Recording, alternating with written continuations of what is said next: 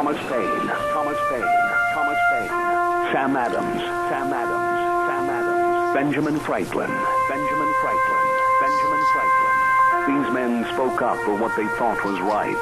From their courage came such documents as the Declaration of Independence and the Constitution of the United States. From their willingness to speak what was sometimes unpopular but right, we enjoy such liberties as freedom of speech, the right to keep and bear arms, and freedom of religion.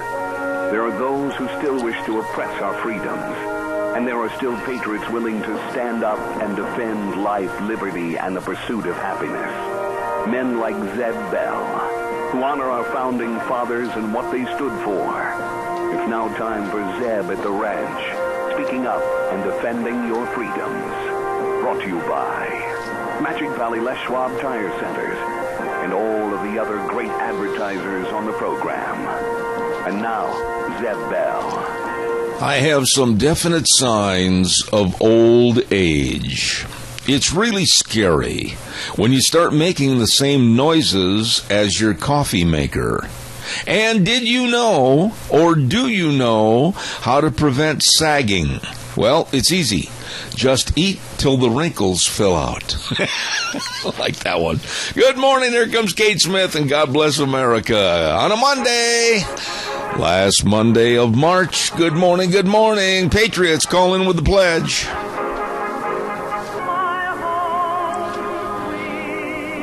Oh, good morning on a Monday, kind of a wet Monday morning. Good morning, I'm Zeb Bell, Zeb at the Ranch, with our major sponsor, your Magic Valley Les Schwab Tire Centers, all 7 locations serving you, and of course some of our great advertisers like Western Waste Services, always at your disposal. Get on the route service 734-6969. Without further ado, let's have our Pledge of Allegiance. Good morning. Is the pledge there, Wheels? I don't know what happened to Wheels. Hello, Wheels, are you there, buddy? Can you hear me? Now I can now turn things on. Is the pledge there? About that, sir. I would gladly do it this morning, being the last Monday of March. There you go. Go ahead. Yes, sir. I pledge allegiance to the flag of the United States of America and to the republic for which it stands, one nation, under God, indivisible, with liberty and justice for all. Were you sleeping? No, I just slipped over and wondered what was wrong with my mic, and I didn't have my little buttons lit up. I apologize. Oh, your little buttons. Oh, they'll get everybody in trouble. There you go. Thank you very much. Appreciate it. Time for the weather, and the weather brought to you by Cheney Flooring and Home Design, 1228 Oakley Avenue in Burley. Look for the blue door. All your carpet and flooring, kitchen construction, home decor items, whatever you need to make your house a home. And they've got all your flooring. Oh, boy. All the tile, all the wood, all the carpet, all the different varieties of colors. You be sure and get a hold of them today. Cheney Flooring and Home Design, 1228 Oakley Avenue in Burley. Here's Gina with the weather. Looks like we're in a winter storm watch until about noon tomorrow. And we are expecting some rain and snow showers and haze. It's going to be windy as well. Out of the northwest for today, right around 16 miles an hour. Looking at cloudy skies, high of 50. Tonight expecting a low near 30. Tomorrow, rain and snow showers mixed, anywhere between 1 to 3 inches. The winds will continue out of the northwest, right around 15 miles an hour. Expecting a high of 38 for tomorrow night, low of 30. And then for Wednesday, looks like partly cloudy skies. Winds are going to be dying down just a little bit, and temperatures getting up to about 48. That's your weather for Zeb at the Ranch. Thank you, Gina. Great job. And it's brought to everybody by Cheney Flooring and Home Design, 1228 Oakley Avenue in Burley. Really good folks. Let's see. What have we got here? Quickly, the Final Four has been set for this next weekend in Houston. And did you happen to hear the faux pas mistake that was made during the 8 o'clock news? The gentleman that was doing the news on CBS he said Virginia was going to play North Carolina. Did you hear that? No. Virginia is not going to play North Carolina in the Final Four because they're not in the Final Four. It's going to be North Carolina versus Syracuse and Oklahoma versus Villanova. I've got one team left, actually two teams, but I really don't want to see North Carolina win it. I'd like to see Oklahoma win it, and I did have both of those picked to go into the Final Four, and come on, Oklahoma. Don't forget our friends at Darrell's Cleaners, 1223 Albion Avenue in Burley. And, boy, they just do such a phenomenal job of cleaning your clothes and making them look brand spanking new. And like Kevin told me one afternoon here not too long back, if you get your bill after you take your clothes in there and prepay, they'll give you a 10% discount. Well, there you go. There's the incentive right there at Darrell's Cleaners, 1223 Albion Avenue in Burley. You stop in and see them today. Also want to acknowledge some really, really good friends, and we could not operate this program without their assistance, their help, and their professionalism, and that's SafeLink Internet. And the number to call is 677-8000. Very, very reliable with over 10,000 customers all over this area. SafeLink Internet, 677-8000. You call those good folks today. Get on the program. All right, your calls are welcome and appreciated. 436-2244, 1-866-927-4587. I want to take just a minute and say what outstanding, exceptionally well-played basketball games there were going down to the Final Four. However, the shooting is still lousy in many cases. And as I said, the Final Four is going to involve North Carolina versus Syracuse. Syracuse, I don't think, is going to have a snowball's chance in the oven of trying to beat North Carolina. And Villanova versus Oklahoma. Now, there is a shocker. Villanova, I did not think would withstand some of the pressure that they had. And Buddy, I forgot his last name. Hebel, whatever. I can't remember his last name. From Oklahoma, outstanding shooting guard. And I think Oklahoma's going to end up in the Final Two with North Carolina, and Oklahoma will win. Buddy Heeb, there you go. Anyhow, give us a call, 436-2244, 1-866-927-4587. Denny's Restaurants. America's Diner. Delicious. 611 Overland in Burley, and their other location at 291 Pole Line in Twin Falls. Yes, sirree, great food. Breakfast, lunch, and dinner anytime, all the time, and it's the home of Zeb's Lunch Bunch. Absolutely great. Thomas and Terry, the whole crew, they've done such an outstanding job. I love their breakfast menu. It is outstanding. You're going to love it. Denny's Restaurant, 611 Overland in Burley. You stop in and see those great folks today. Talking about great folks, you got to mention, of course, in the same breath, Ramsey Heating and Electric. They've been around here for over half a century and serving you with the very best of all your heating and electrical needs. And I urge you to give them a call or stop in. Whether you need one light bulb or you need a whole heating or cooling unit, you better give them a call. They're open at 678-0459. Started business at 7:30 in the morning till 5, Monday through Fridays. Ramsey Heating and Electric at 2600 Overland Avenue in Burley. Well, good morning, caller. You're on the air. Yes, good morning, Zeb. Hello, Tony. I had a feeling you'd be calling.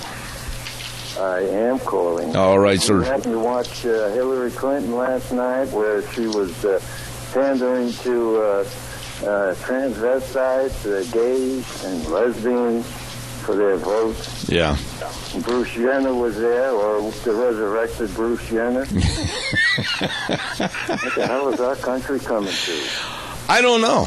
I can't even give you an answer on that because I don't know where we're headed. We are in such a sick and perverted, no moral society. Anything goes. Tony, I can't answer your question. I honestly don't know where we're headed, except, quite frankly, and some people don't like it when we say this, but you know something? I think we're on the road to hell because of the way we're acting and letting things happen in this country.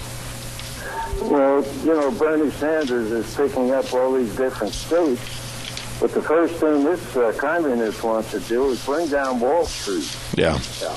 That's the first thing. And these people that are voting for him, where is the money going to come from to support these millenniums and a bunch of people who are going to support him? Well, you know the answer to that, Tony. Get your billfold out of your pocket. Well, pretty soon I won't even have to bother carrying the billfold because there won't be anything in there. It's so true, Tony. I am scared to one point, and here is an avowed socialist/communist. Bernie Sanders has no business being in any presidential race, and yet he won Hawaii, he won Washington, and he won Alaska in the Democratic primaries, defeating Hillary, and I'm sitting here going, oh my gosh, how messed up is our society anyway?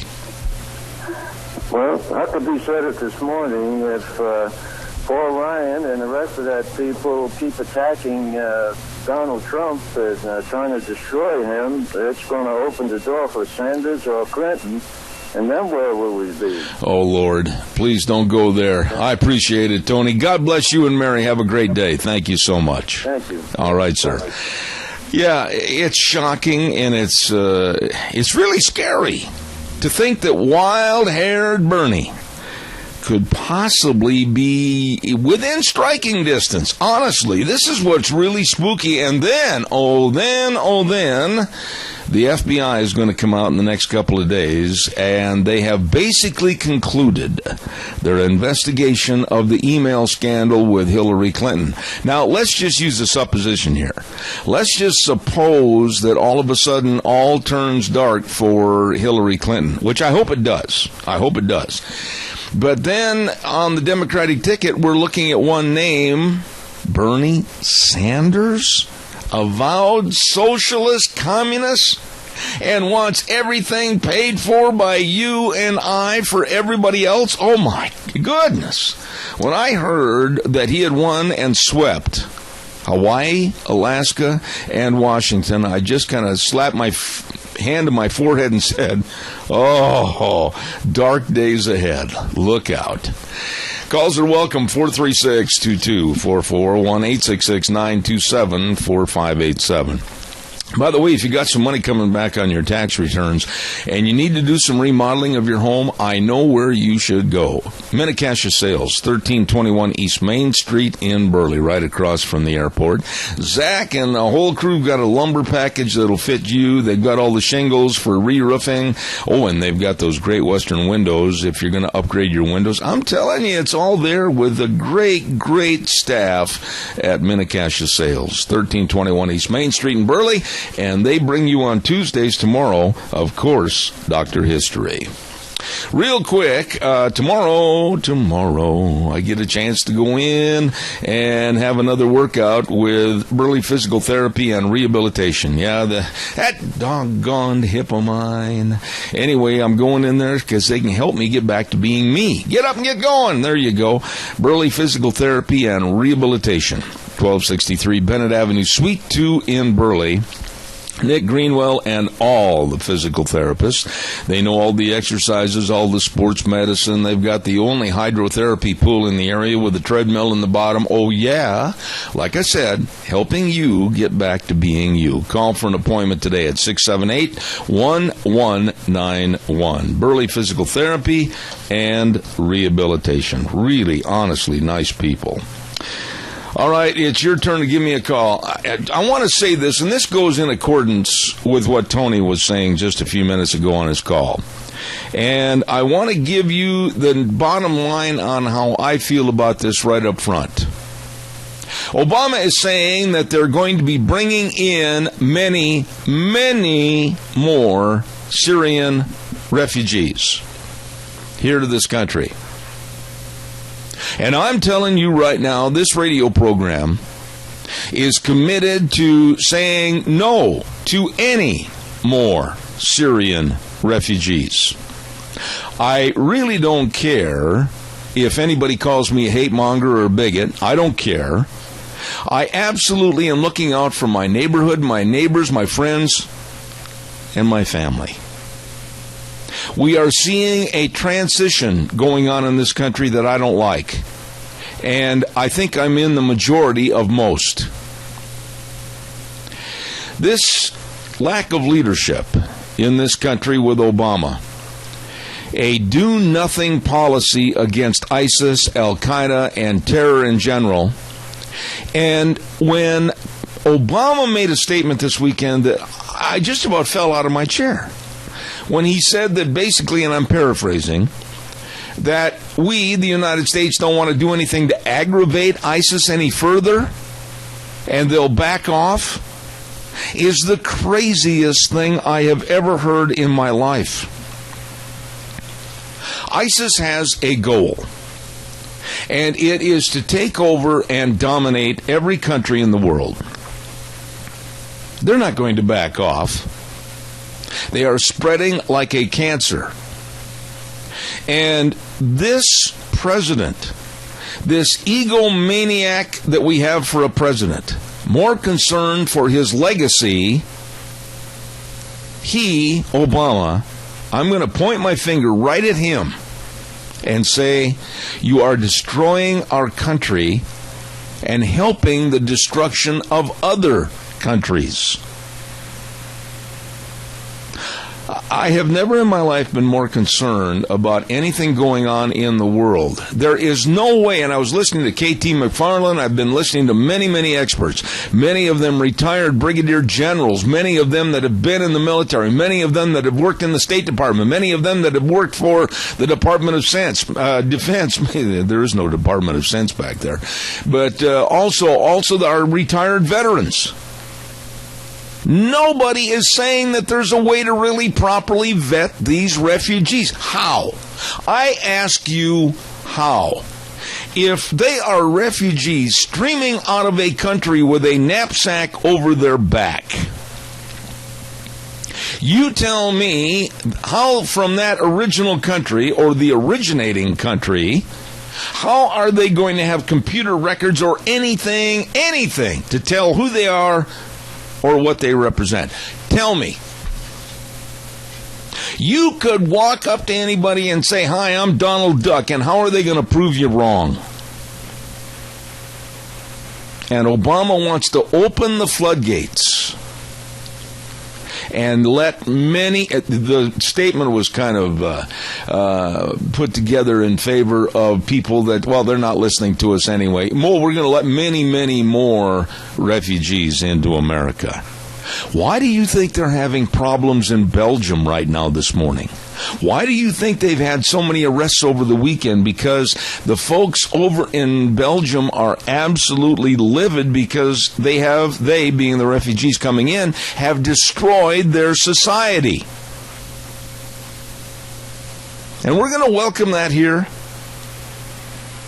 Think about it and give me a call. 436-2244, 1-866-927-4587.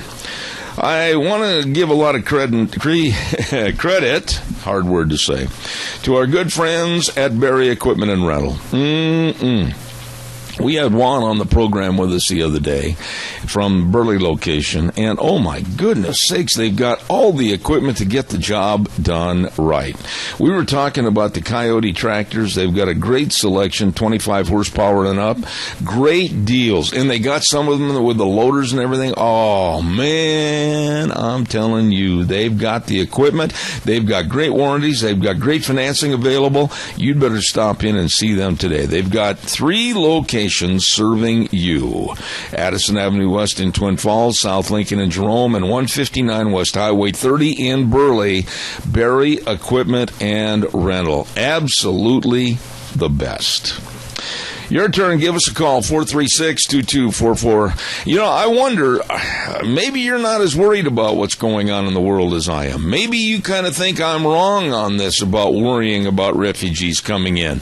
Or are you as afraid as I am and you should be voicing your opinion? Please let me know. Don't forget, Ramsey Heating and Electric is offering rebates on qualified Lennox home comfort systems. Whether it's a gas furnace, an air conditioner, or a heat pump, you and your family will enjoy enjoy the comfort. Call them today. Ramsey Heating and Electric at 678-0459, along with Lennox, providing warm winters and cool summers. You know, I was watching that video this weekend on Hamtramck, Michigan.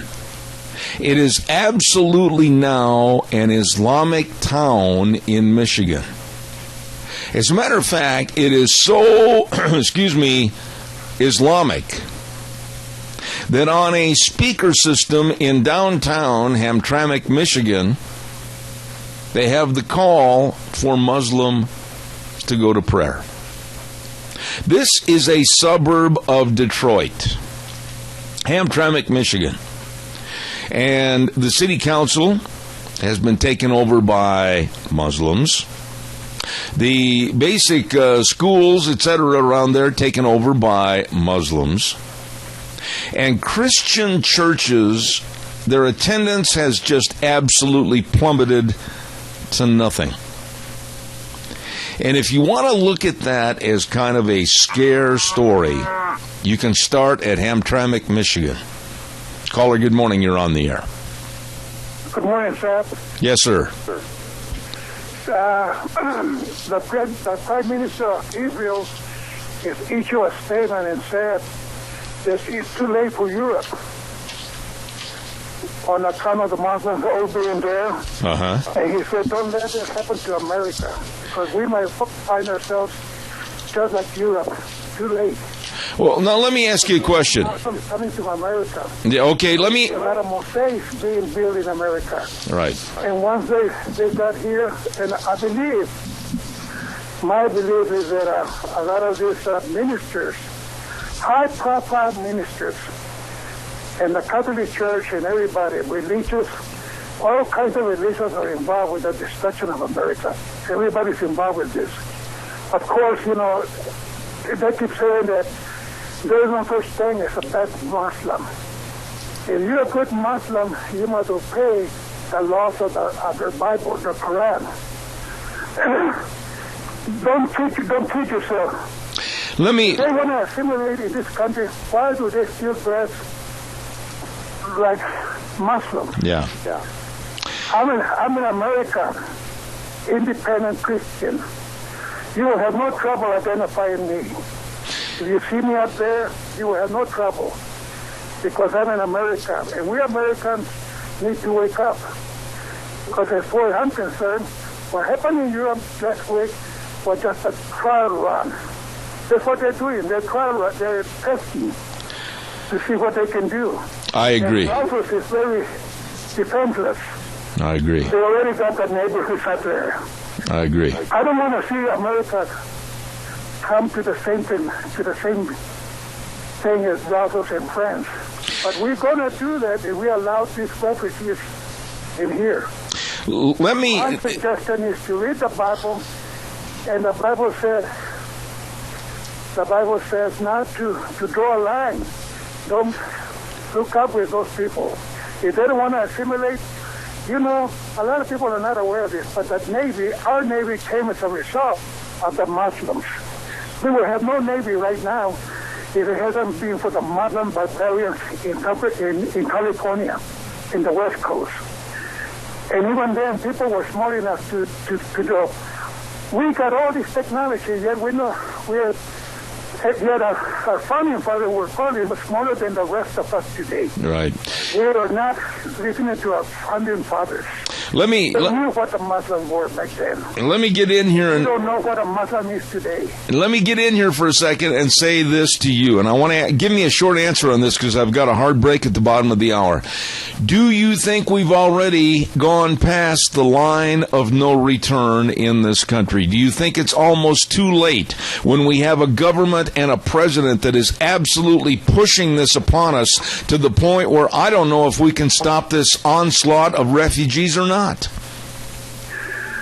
We may not be there, but I'm afraid we already are there. And our leaders are not helping us. Our churches are not helping us. Our religious-minded, so-called teachers. We're told about the churches involved in socializing and move our heart. Everybody's the same. Yeah. They're embracing all the religion. Everyone is embracing all the religion except the Muslims. That's right. Think about that. I appreciate. Wake up and think about that. I appreciate your call. What religion in the world embracing the Muslim religion except them? That's right. Oh, my word. I am worried like you are, my dear friend, and I thank you for your call. You always have been a great listener, and you've really voiced your opinion in a very professional way. God bless you, sir. Thank you very much. I've got a hard break. I've got to get on. Thank you. It is 8:30 in the Magic Valley, and for that matter, everywhere else. And right now, I want to remind you about Mount Harrison Audiology and Hearing Aids with Dr. Christine Pickup. Oh, my goodness sakes. Maybe you got together over the Easter weekend and the family got together and you were going, huh? What did you say, Aunt Martha? What did he say? Well, don't have that problem because, hearing can be related to, or a lack of hearing can be related to whether it's medicine that you're taking, or it might be related to diabetes or cardiovascular problems, whatever. Please, I urge you to have a hearing screening and find out what the problem is at Mount Harrison Audiology and Hearing Aids. The number to call, 312-0957, right across from the Minidoka Hospital Emergency Room, Mount Harrison Audiology and Hearing Aids. It is time to give away a half dozen cinnamon rolls, and then we'll take some more calls. And this is for first-time winners only. No cheating out there. Here's the question for Sophie's Chatterbox Cinnamon Rolls, 530 East Street in Rupert. Oh, my word, do they have a great bakery over there. Oh, my goodness, do they have a great restaurant at Sophie's Chatterbox on the square in Rupert. And here is the question for a half dozen delicious cinnamon rolls. Give me the name of the NBC TV weatherman that was also a Ronald McDonald. Give me the name of the NBC TV weatherman that was also a Ronald McDonald. 436-2244, 1-866-927-4587. And it's for first-time winners only for a half dozen delicious cinnamon rolls from Sophie's Chatterbox. What was the name of the NBC TV weatherman who was also a Ronald McDonald? Good morning, caller. You're on the air. Hello? Good morning. Yeah, talk to me. What's going on? I'm guessing your guy maybe Willard Scott. And what's your name? Kevin Smyer. Kevin Smyer. Are you related to Galen? I'm his baby brother. A baby brother. Well, I'll tell you what. You got to promise to split half the cinnamon rolls with him. Is that all right? I'll do it. It is Willard Scott. Kevin, God bless you, man. I'll put your name on the list. Give him a call at Sophie's. Let him know when you can come by and pick him up, okay? Terrific. Thanks, Deb. All right. Thank you. Kevin Smyer is the winner, and it was Willard Scott. Willard, Willard was a really, really straightforward guy, and he had a problem that a lot of people have in entertainment and also a lot of people that travel. And I can relate to this because I had the same circumstances. He had what developed into panic attacks about traveling and getting on aircraft and going across the country and being in very close confined quarters and everything. And Willard Scott really, really led the charge to be very open and honest about things going on in his life with panic attacks and not wanting to travel, etc. There are ways and means and methods to overcome it, but thanks to Willard, a lot of people were able to get medication and take care of that. So congratulations to Willard Scott. Really a good old boy.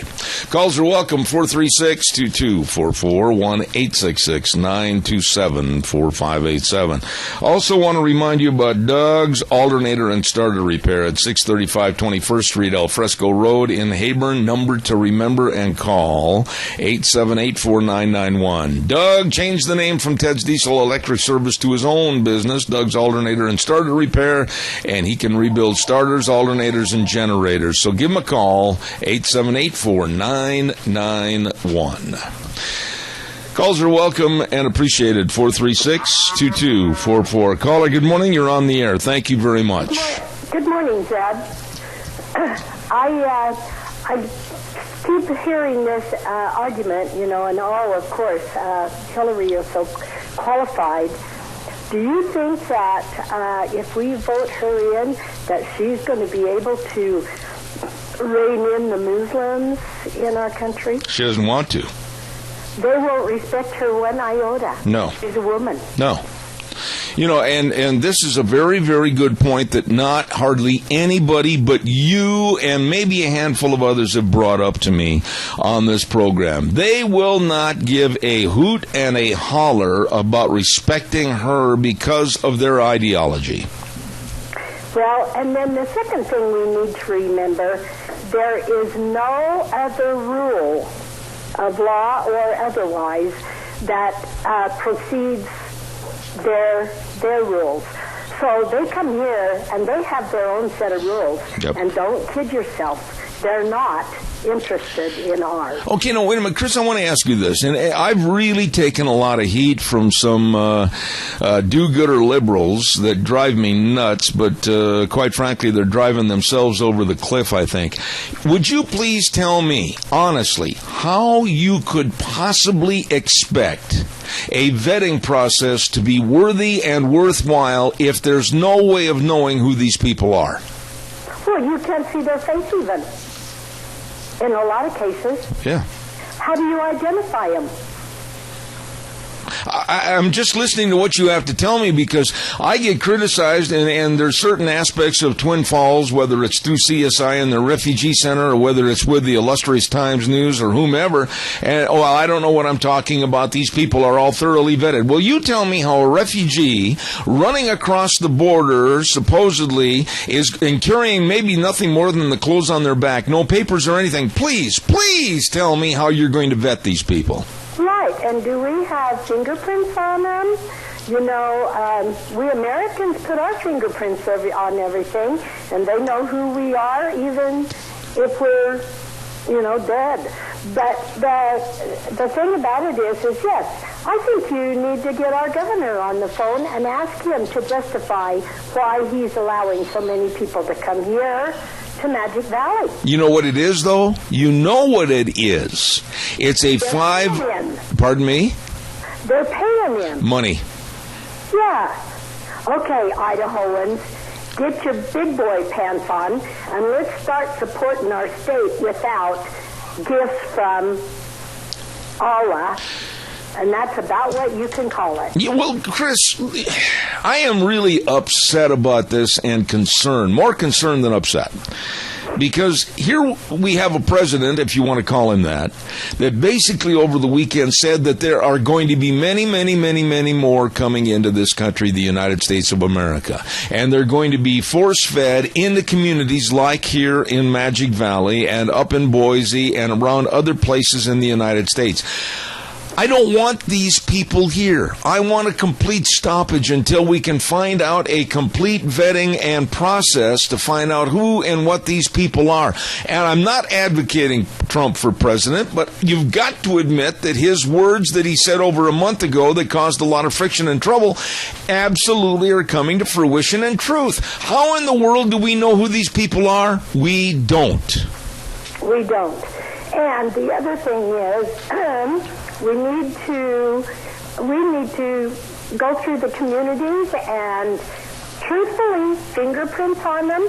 And I think that if they're going to live in America, isn't there some saying that when you're in some other country, you do as they do. When you're in our country, you do as we do. Well, where's the assimilation factor? Seem to be third on their list of things to do. Yeah. Where is the assimilation factor? And really, let's look at it from the other side of the coin for a minute, Chris. These people don't know our culture. They don't know anything about us. And they're put on an airplane. They're flown into like Twin Falls, Idaho, and they have no idea what to expect. I'm looking at it from their point of view. Even if they don't have evil intent, they're not going to fit in. We would have been a lot better off, like Franklin Graham had said months and months ago, to go in with our forces and clear and create a property, a safe environment property in their own country so that they could have lived in their own country, and hopefully they could have reestablished themselves in their country. Bringing them here is idiocy. Well, I think that our current government has alternative plans for you and I, and if we don't get on our high horse and scream bloody murder, we're handing this stuff to our grandkids. I agree. Chris, you're always welcome on this program. Thank you. Thank you. Thank you very much. Yeah, I'm really concerned about this, and like I said, this program is going to stay firm. We are not going to bend. There's not going to be any arm twisting about accepting the refugees into this country, and especially this area. It's not going to happen. I am not going to change my ways. I think we have some severe problems, and we've got to be wary and cognizant. Rogge Auctions, don't forget that great big Minidoka County Fairgrounds Community Consignment Auction coming up on April 9th. It's right around the corner. It's going to start at 10 o'clock in the morning, and they're taking only high-quality items, and they've already got pickups and trucks, and they've got small bale conveyors. They've got a lot of great things already on the sale docket, so you get a hold of them at 431-6187. 431-6187. Rogge Auctions, absolutely going to put on a huge sale at the Minidoka County Fairgrounds on April 9th. Get a hold of them for your consignments. Really good guys. Oh, and by the way, too, real quick, we want some more of your phone calls. Last week on the program, we had Fred Snook with, of course, the 44th Annual Salmon Select Horse and Mule Sale. If you're looking for a mule, if you're looking for a really good horse, whether it's a barrel horse, rope horse, a ranch horse, whatever, hey, they're going to have a lot of good ones up there April 6th through the 10th at the Lemhi County Fairgrounds for the Salmon Select Horse and Mule Sale. And along with a lot of other things, too, they're going to have packing clinics and barrel racings and ranch horse competitions and mule competitions. Oh, my goodness, old-time fiddlers. It's going to be great up in Salmon on April 6th through the 10th. Don't you miss it. Okay? Calls are welcome, 436-2244, 1-866-927-4587. This is so sad and so sick and disgusting and painful with tears. At a park area in Lahore, Pakistan, over 70 people, and the death count is going to go much higher. Over 70 people and over 200 injured. 70 people died, 200 injured. Why? Because they were Christians that were celebrating the real meaning of the season, Easter. They were celebrating Easter. And there were little children. I'm sorry, I really get emotional about this. There were little children on the swing sets and going down the slides. And there were tables of people coming together and enjoying Easter as Christians. And one perverted, sick, psychopathic,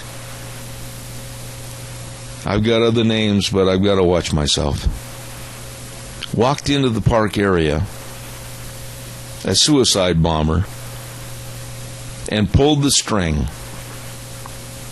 and blew up mostly women and children, celebrating Easter. And right away, there are those that jumped up and said, "Oh, that's our boy. We're so proud." And it brought tears to my eyes, and it still does.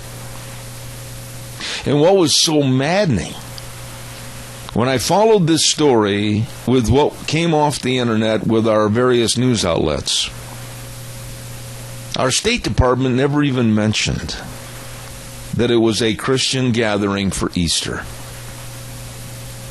I guess our State Department, they will play up the Muslim refugees, and we can't say this about Muslims, and we can't say that about Muslims. But when it comes to wholesome families enjoying the real meaning of Easter with Christ's resurrection, they can get blown up and their identity is ignored. Calls are welcome, 436-2244, 1-866-927-4587. I've got to get a weather forecast in here, and I need you to call and respond, please. Gano Landscaping and Sprinkler Service, Scott Gano and his crew at 336 South, 450 west of Paul. Number to call, 431-8733. And, boy, I'll tell you what, they are true. They're pruning trees right now. And, you know, a good pruning for your tree absolutely is essential for good growth of that tree. So please get a hold of them today. And also, if you're going to be putting in a sprinkler system, now is the time to give them a call. Gano Landscaping and Sprinkler Service, 431-8733. Here's Gina with the weather. Looks like we're in a winter storm watch until about noon tomorrow.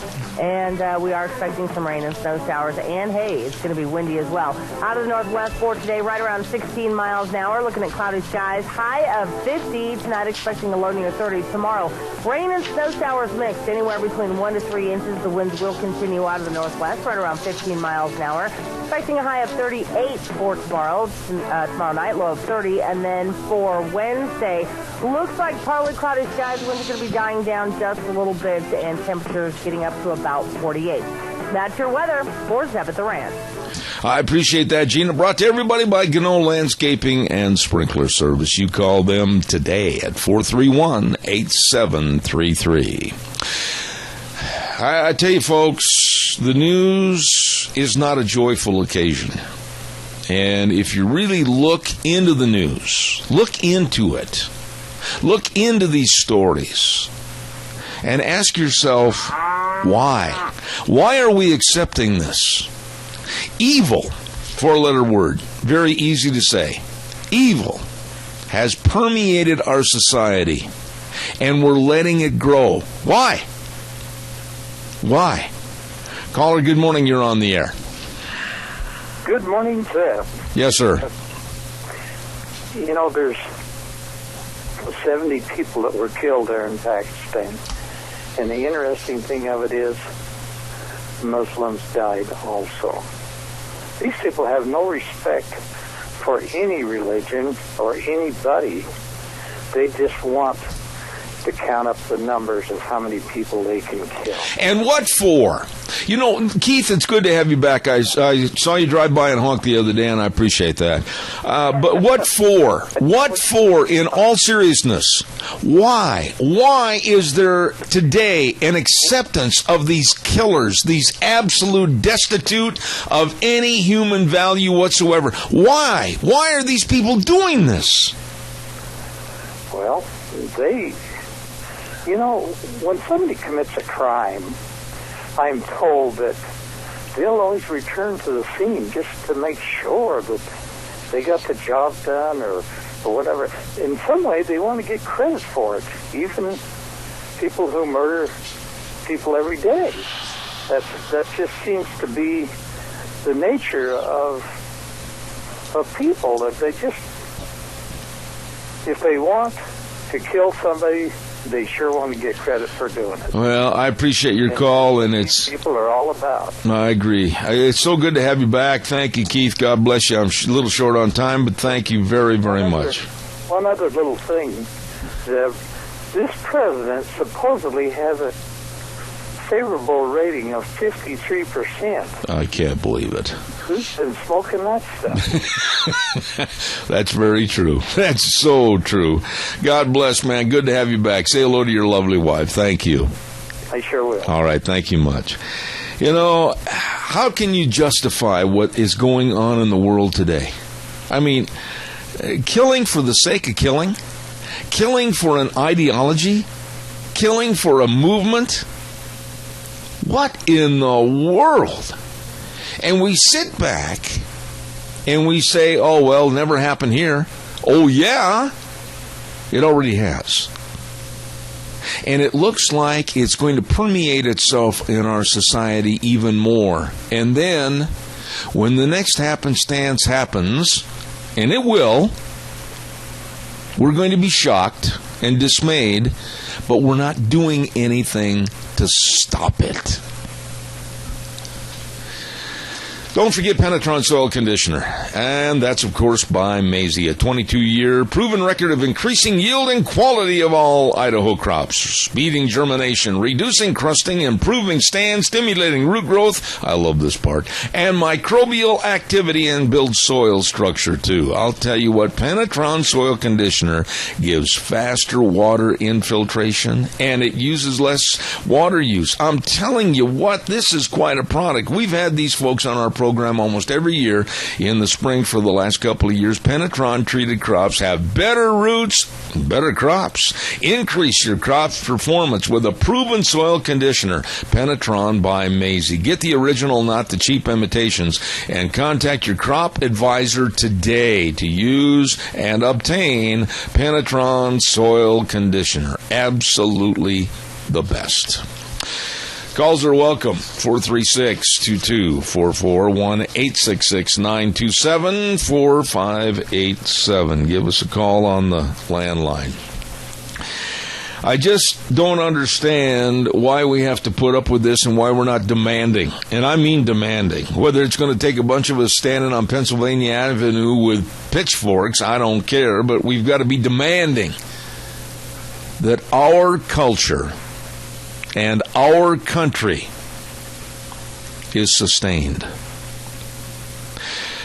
In a news note that made me feel really, I got to tell you this real quick, and we'll talk about this more at another time, but what is this with all the texting? You know, what is it? Yesterday, my wife and I went out for breakfast after church. And we went to this restaurant, and there sat at one table about 6 people, 5 of whom were texting, and they remained texting even after their meal came to the table. And then across from us, a husband and wife, and the wife was, she was texting, and the poor husband, all he did was eat. I mean, she never even looked up. They just kept on texting. What is it with, have we lost our society? Have we lost our civilized attitude of when we sit down at a table, we can't visit with people, even though it might seem mundane, and just ask them what's going on, what's happening in their lives, what's happening in their world? My goodness, to sit at a table. And I couldn't help it. My wife noticed it. I noticed it. And there were people just all around this place, and they were texting. They weren't talking to anybody. Our society has gone nuts. Don't forget your Magic Valley Les Schwab Tire Centers. Oh, my goodness sakes, all 7 of them. And for the best in tires for your passenger cars and your SUVs and your pickups. Well, you know, speaking of the SUVs and the pickups, let's talk about the Backcountry All-Terrain Tire. Ooh, this is a good dude. Aggressive sidewall, extra tread channels, and quiet, comfortable ride. You better check this out today at any and all of the Magic Valley Les Schwab Tire Centers. Woo, yeah, along with all the custom wheels. They can really dress up your four-wheeled wonder.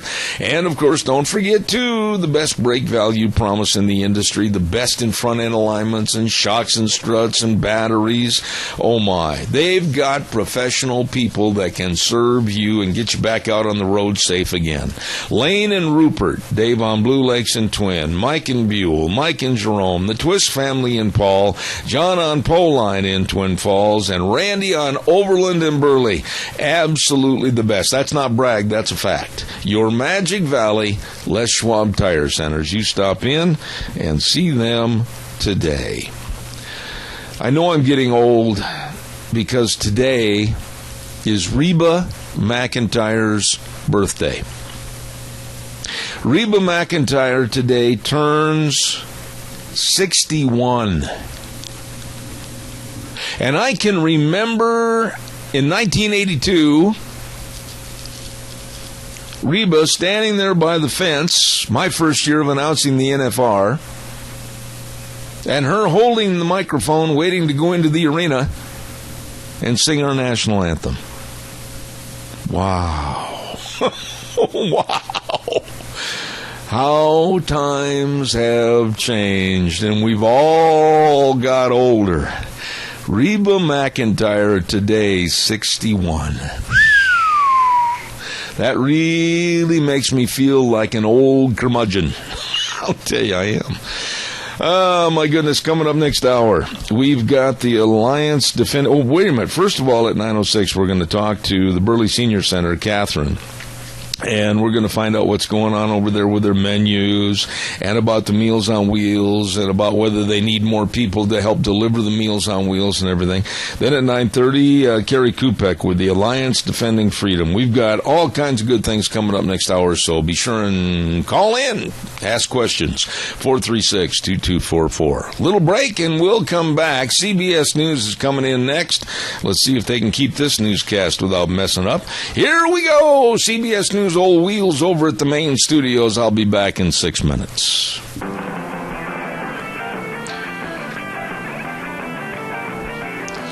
Oh, good morning and welcome back. Zeb Bell here with our major sponsor, your Magic Valley Les Schwab Tire Centers. And, of course, all 7 locations serving you. Stop in and see them today.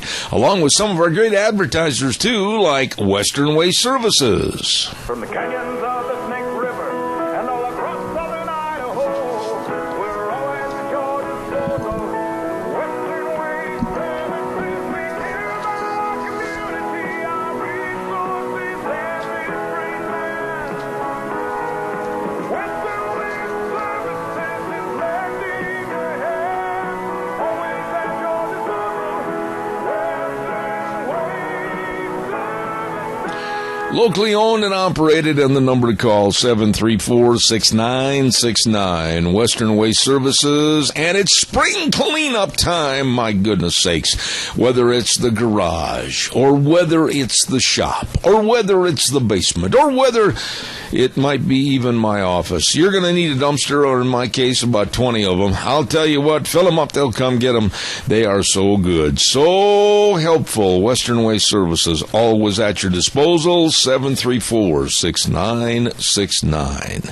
Hey, by the way, we don't start the program in the morning until we have our weather forecast, which is brought to you by Cheney Flooring and Home Design at 1228 Oakley Avenue in Burley. Look for the blue door. They've got all your flooring, they've got all the carpet, they've got all the kitchen construction, whatever you need to make your house a home. Cheney Flooring and Home Design. Look for the blue door. Really good folks.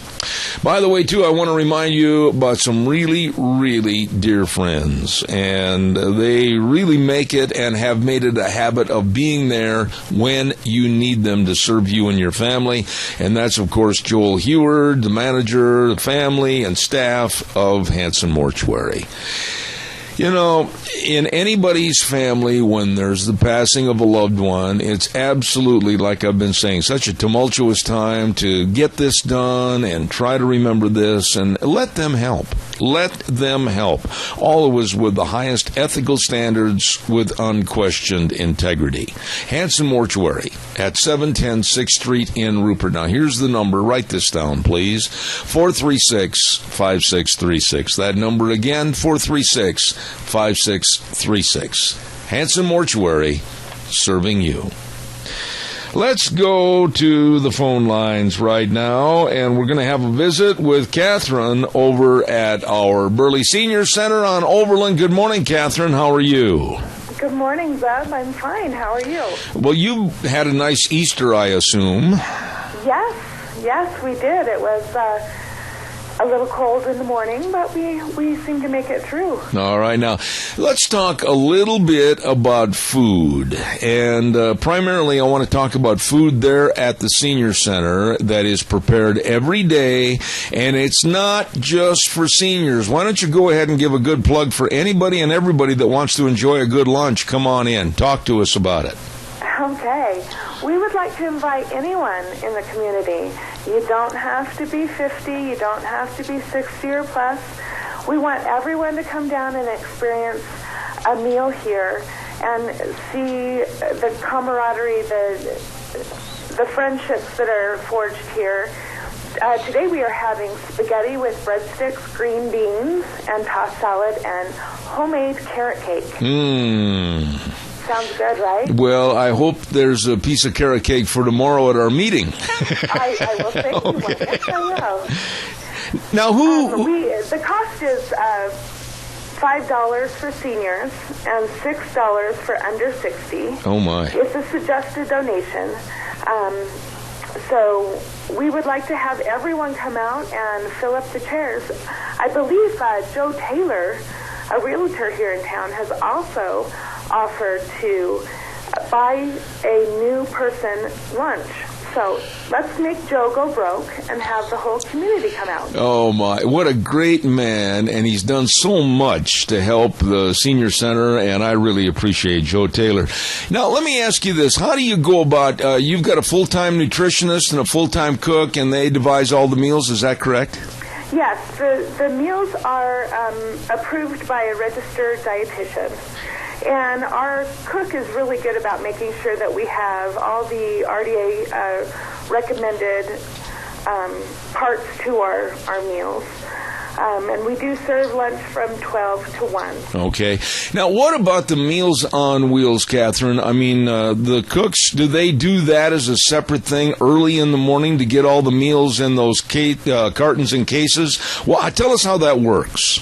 They do. They start bright and early in the morning, and they make enough to cover all of the Meals on Wheels as well as the in-house lunch.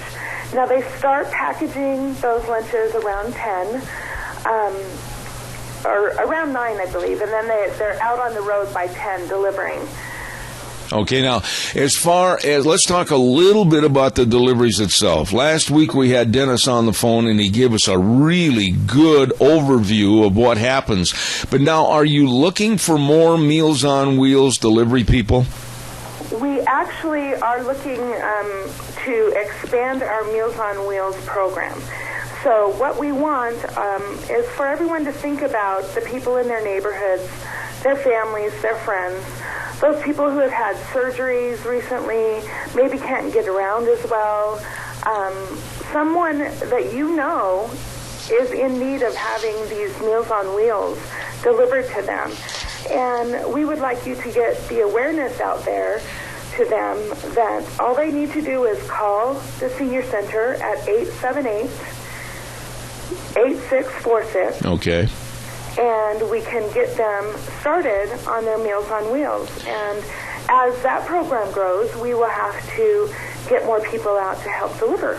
Now, all of this is the Meals on Wheels program. It's not funded by any federal agencies. It's not funded by state agencies. I mean, basically, a lot of what you do with the Meals on Wheels has to come because of innovative thinking and a lot of charity and a lot of different activities. Tell us a little bit about all of that.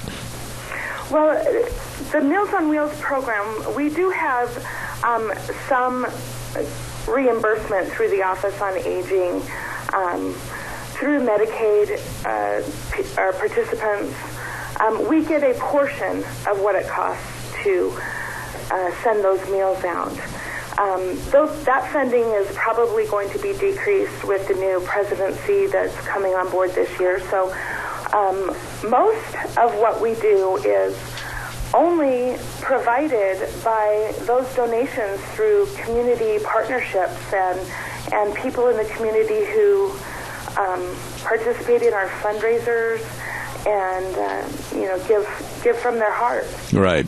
Now, Catherine, you said it's maybe going to be decreased because of the presidential election. Why and how would any president, whether it's Democrat or Republican, why would they be dumb enough to try to decrease this? Who's going to try to tighten up the strings?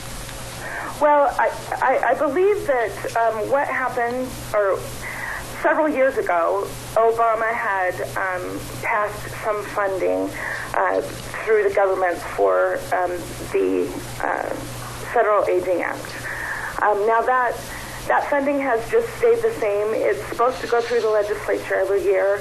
I believe it's just been passed and not nothing done with it. Okay. So it's just remained the same amount that it was 8 years ago. 8 years ago. With the need arising, with the numbers rising for people who need the Meals on Wheels, the funding is getting smaller. And with a new presidency in place, that may, fall through the cracks.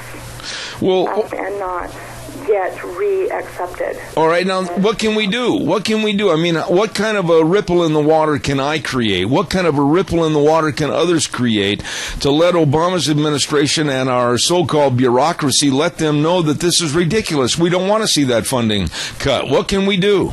Well, I say reach out to your legislatures, reach out to your congressmen, to your governors, those people who have the president's ear, the president himself. Reach out and say how much you would like this program to stay in place. It is so important for our seniors to maintain their nutrition. Their health depends on it. And, we need to have their voice heard. Well, you're relatively new there as the manager of the senior center, but you must get really frustrated when you hear things like this. The government bureaucracy is just going to make cutbacks. Here we've got money for all the ridiculous little hamsters on a treadmill, but we don't have enough money for our seniors, and that's very frustrating to me. It's frustrating to me, too. And, I need the whole community to help run this program. That's what we do. We need everyone who is out there to take some time to help this program grow. But, you and I have talked about this before on the radio, and I'll mention it again. If there's any youth programs, whether it's soccer or Little League Baseball or some summer activity, oh boy, everybody can reach in their pockets and they can fund that. But here are seniors. They might only get one meal a day. They might only see one person a day, thanks to the Meals on Wheels. And this absolute destitute of any common sense government wants to cut back on that, and that makes me very mad. I agree. I absolutely agree. Well, what else is going on for activities real quick over at the Senior Center? Because anything else coming up in the near future? Yes, we have a pinochle on Monday, Wednesday, and Fridays at 1 o'clock. We also have that on Thursday evenings at 6. We have bingo Tuesday night at 6:45. And we also have a pool table in-house, so anyone who wants to come down and play some billiards, we would love to have you. All right. Catherine, thank you so much for being on the program with us this morning. You always do a great job. And God's blessings, and thank everybody connected with the Meals on Wheels. I appreciate it. Thank you very much. I appreciate it too, Zeb. All right. Take care. Much. All right. Bye-bye. Bye-bye. Nice lady right there. And it just is so frustrating to me to hear, well, we're going to cut back on our seniors. We're going to cut back on any money for the Meals on Wheels. We're going to cut back on any help or assistance for the elderly. You just want to reach out and play AT&T with them and touch somebody. Why? Why our seniors? Why the people that have worked hard all their life to help make this country better for the next generation? Oh, yeah, well, they're over 65 now. Let's just kind of push them into the background. Let's just kind of forget about them. They're going to die sooner or later anyway, so let's just not do anything for them. Oh, man. Somebody asked me a long time ago why I devote so much time to the Meals on Wheels and the elderly. That's why. Somebody's got to. Caller, I'm going to ask your patience. Stay with me just a minute. I've got to do a quick commercial. Don't go away. Don't forget Harris Plumbing NG. Yes, Nathan Harris for all your plumbing needs. I'm telling you what, this man can fix anything. Drips, leaks, clogs, main water line repair, water heaters, softeners. One call, that's all you need for Harris Plumbing NG. It's not just a commercial. We use them. Call them today at 431-8633. Caller, good morning. You're on the air. Good morning again, Zeb. You know, the Meals on Wheels program is something very near and dear to my heart. You know, the seniors in this area are the ones who built what we have here now. That's right. why can't we, it's disappointing to me that the business people of Burley don't embrace this program more than they do. When a guy gets old, like me, you're soon forgotten, and they want to move on to something else. But gosh darn it, we still have to eat. Well, and here's... I am not a participant of the Meals on Wheels because I'm quite able to go fix my own meals and everything else. But there's a lot of people who are shut in.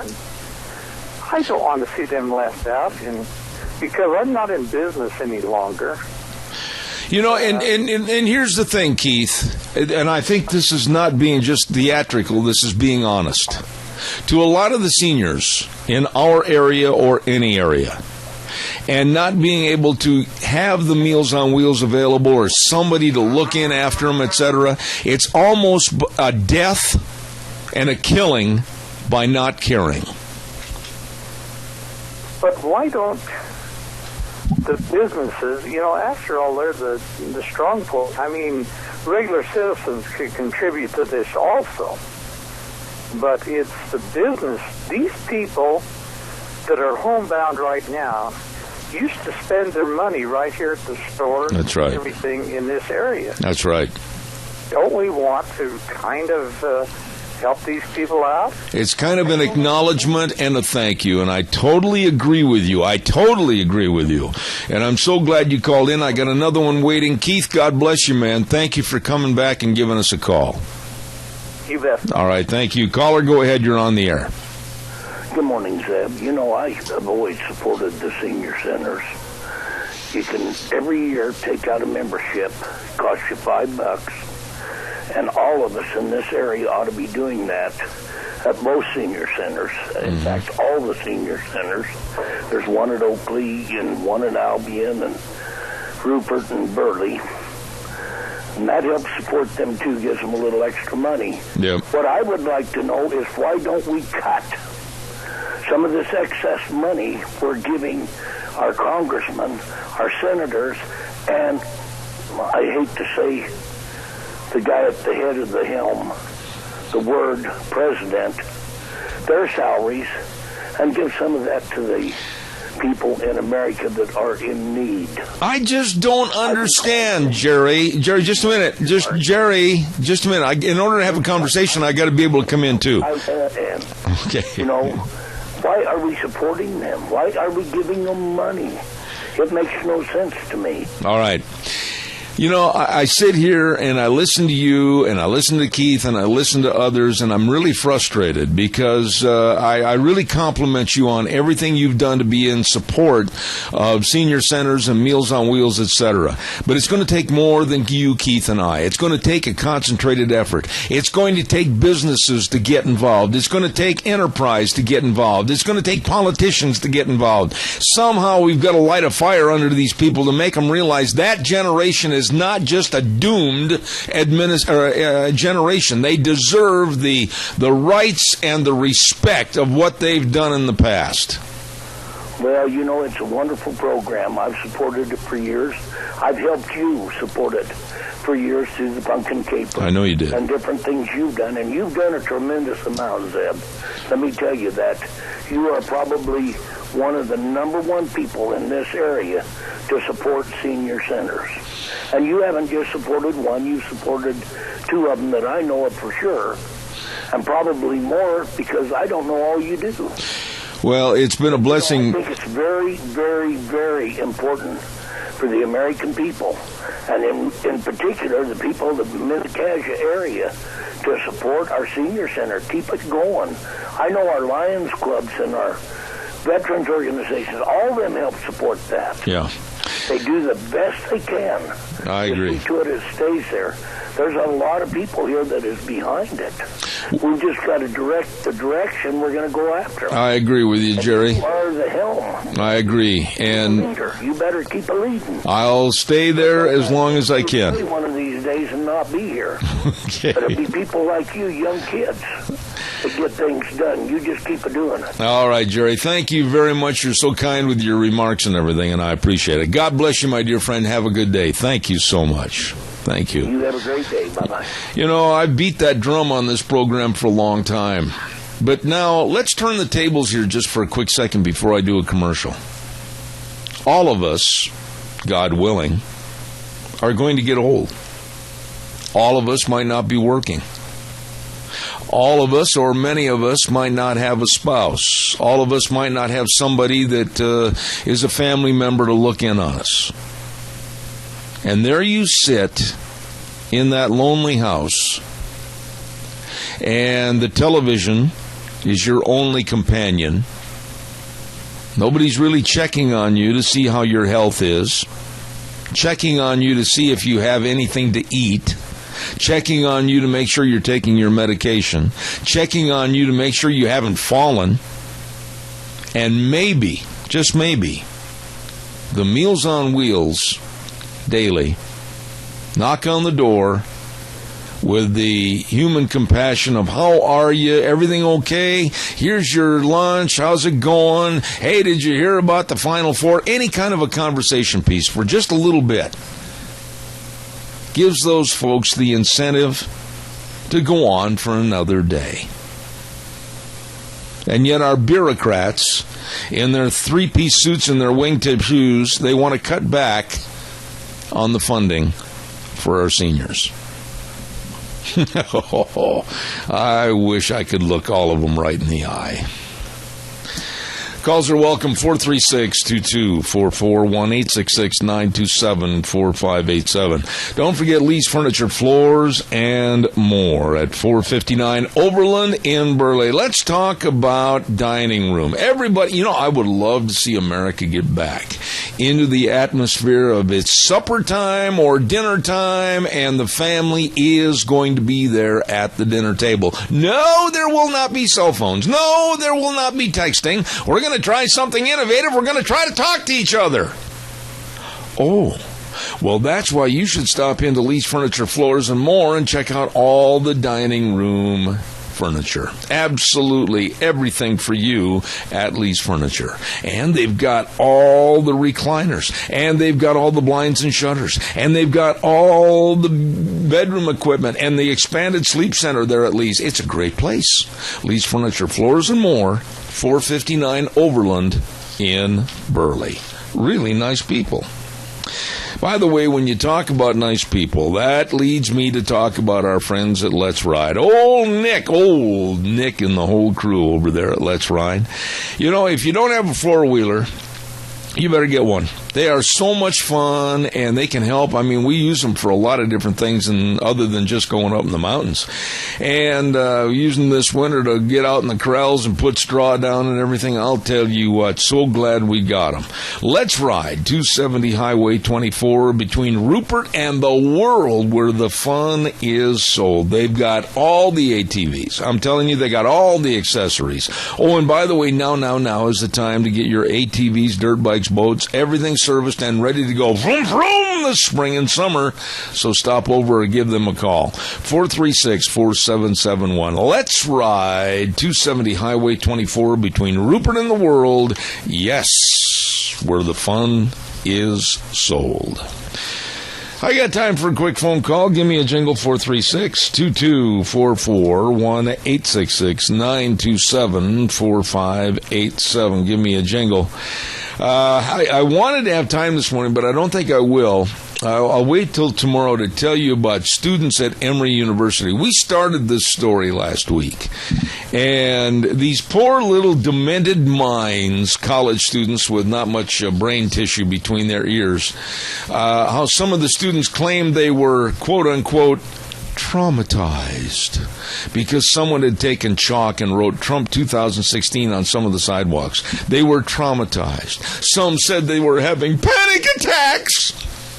And they actually went to the dean's office and they said that they needed psychiatrists. Well, you aren't kidding, they need psychiatrists. These millennial mighty mice haven't got the comeuppance to know what's going on in the world, and they're dictating to everybody else. I got to shut up. I'll tell you more about this story tomorrow. Breathe, Zeb. In, out, and repeat. Thank you very much. I'm calm now. Cameron and Siemens Insurance, Highway 24 in Rupert. Not all college students are stupid like these kids, but a large majority. Anyway, Cameron and Siemens Insurance, life insurance, health insurance, retirement planning, employee benefits, all of this and much, much more. Very professional and caring for your situation, your family, and your business. And I highly urge you to call the number and make an appointment today, 436-4424. Wonderful people, Cameron and Siemens Insurance, for all your insurance needs in Rupert. Really good folks. All righty. Now that I'm all upset, I know I'm going to get upset further because this little lady has a tendency on her Monday visit with me to have stories that are really going to make my temperature go up. Good morning with the Alliance Defending Freedom, Carrie Kupek. How are you? Good morning, Zeb. You did it again this week, Carrie. You got me. My blood is boiling over some of these stories. Are you there? Yeah, I just cut out for a minute, though. Oh, okay. Wheels, make sure that she can hear everything all right at our studio down the line to her. Carrie Kupek with the Alliance Defending Freedom. What in the world is going on now with more of government bureaucracy and mandates and everything else about certain businesses and schools and everything having to sell abortion pills? Tell us a little bit more about this. Sure. So last week at the United States Supreme Court, you had a number of religious nonprofit organizations and institutions before the court arguing for their freedom to not have to carry life-ending drugs and devices in their health insurance plans. These were evangelical Christian colleges and universities. You had nuns, the Little Sisters of the Poor, in fact, and then you had priests, all asking for, quite frankly, basic civil rights to keep on operating according to the mission upon which they were founded and keep on doing the good that they have been doing. And so it was quite the scene outside the Supreme Court. I was there, and you had a lot of nuns and their habits, and you had Christian college students all out there holding signs that said, "Let them serve," meaning let us serve. Because, colleges and universities, they serve the next generation. These nuns are serving the elderly, caring for the poor. And so it's quite mind-boggling that the Obama administration would go after these wonderful nonprofit institutions and organizations who are doing some of the best in the world and really contributing in ways that are quite amazing social welfare programs, if you will, at no cost to the taxpayer. Explain something to me, Carrie. Why would this Obama administration let thousands of businesses like Pepsi and Exxon be exempt from this abortion pill mandate, and why are they primarily going after Christian schools and businesses? I think it's evident that there is a hostility by the government towards religious institutions and organizations because, as you said, the fact that billion-dollar corporations like Pepsi, like Exxon, like Chevron were grandfathered into the whole health insurance scheme, really, that the Obama administration devised, several years ago. So they're exempt from the Obamacare mandate in its whole, and they have been. So all of the women who are working at those billion-dollar corporations, they don't have access to these drugs and devices that the government is demanding that these religious institutions provide to them. Number two, there's also a big problem when it comes to the idea that the women who work at these organizations themselves, the women that work for these evangelical schools, and these women who work for Little Sisters of the Poor, they are pro-life. That's why they're there. They believe in the mission and the teachings of these organizations. So these women don't even want the drugs and devices that the government is demanding that their employers provide. And then number three, and this one really gets to me, the government already has a solution. If the government wanted to, they could create a contraception-only plan for the state health exchanges so that women in the states across the country could go on the internet, onto the government health plan site and access these plans, at no cost. If the government wanted to do this, they could, and get these drugs and devices directly from the government themselves on the state health exchanges. Yet they haven't done that, and they could, and they know they could. Yeah, but okay, Kerry, on this program, don't mince any words. I'm very blunt. This sounds to me like it's nothing more than a blatant, discriminatory attempt to make Christianity and Christians go to their knees and bow and kowtow to government, and that's what it sounds like to me. Doesn't it to you? Yeah, no, it does. There is a definite, like I said, I don't know how you can't not conclude that there is an obvious hostility towards people of faith. When you have the billion-dollar corporations get a free pass, the big guys, if you will, right? So big business gets a big pass. The government already has a solution within its own hands on its state health exchanges. They haven't done it. Women themselves at these organizations don't even want these drugs and devices.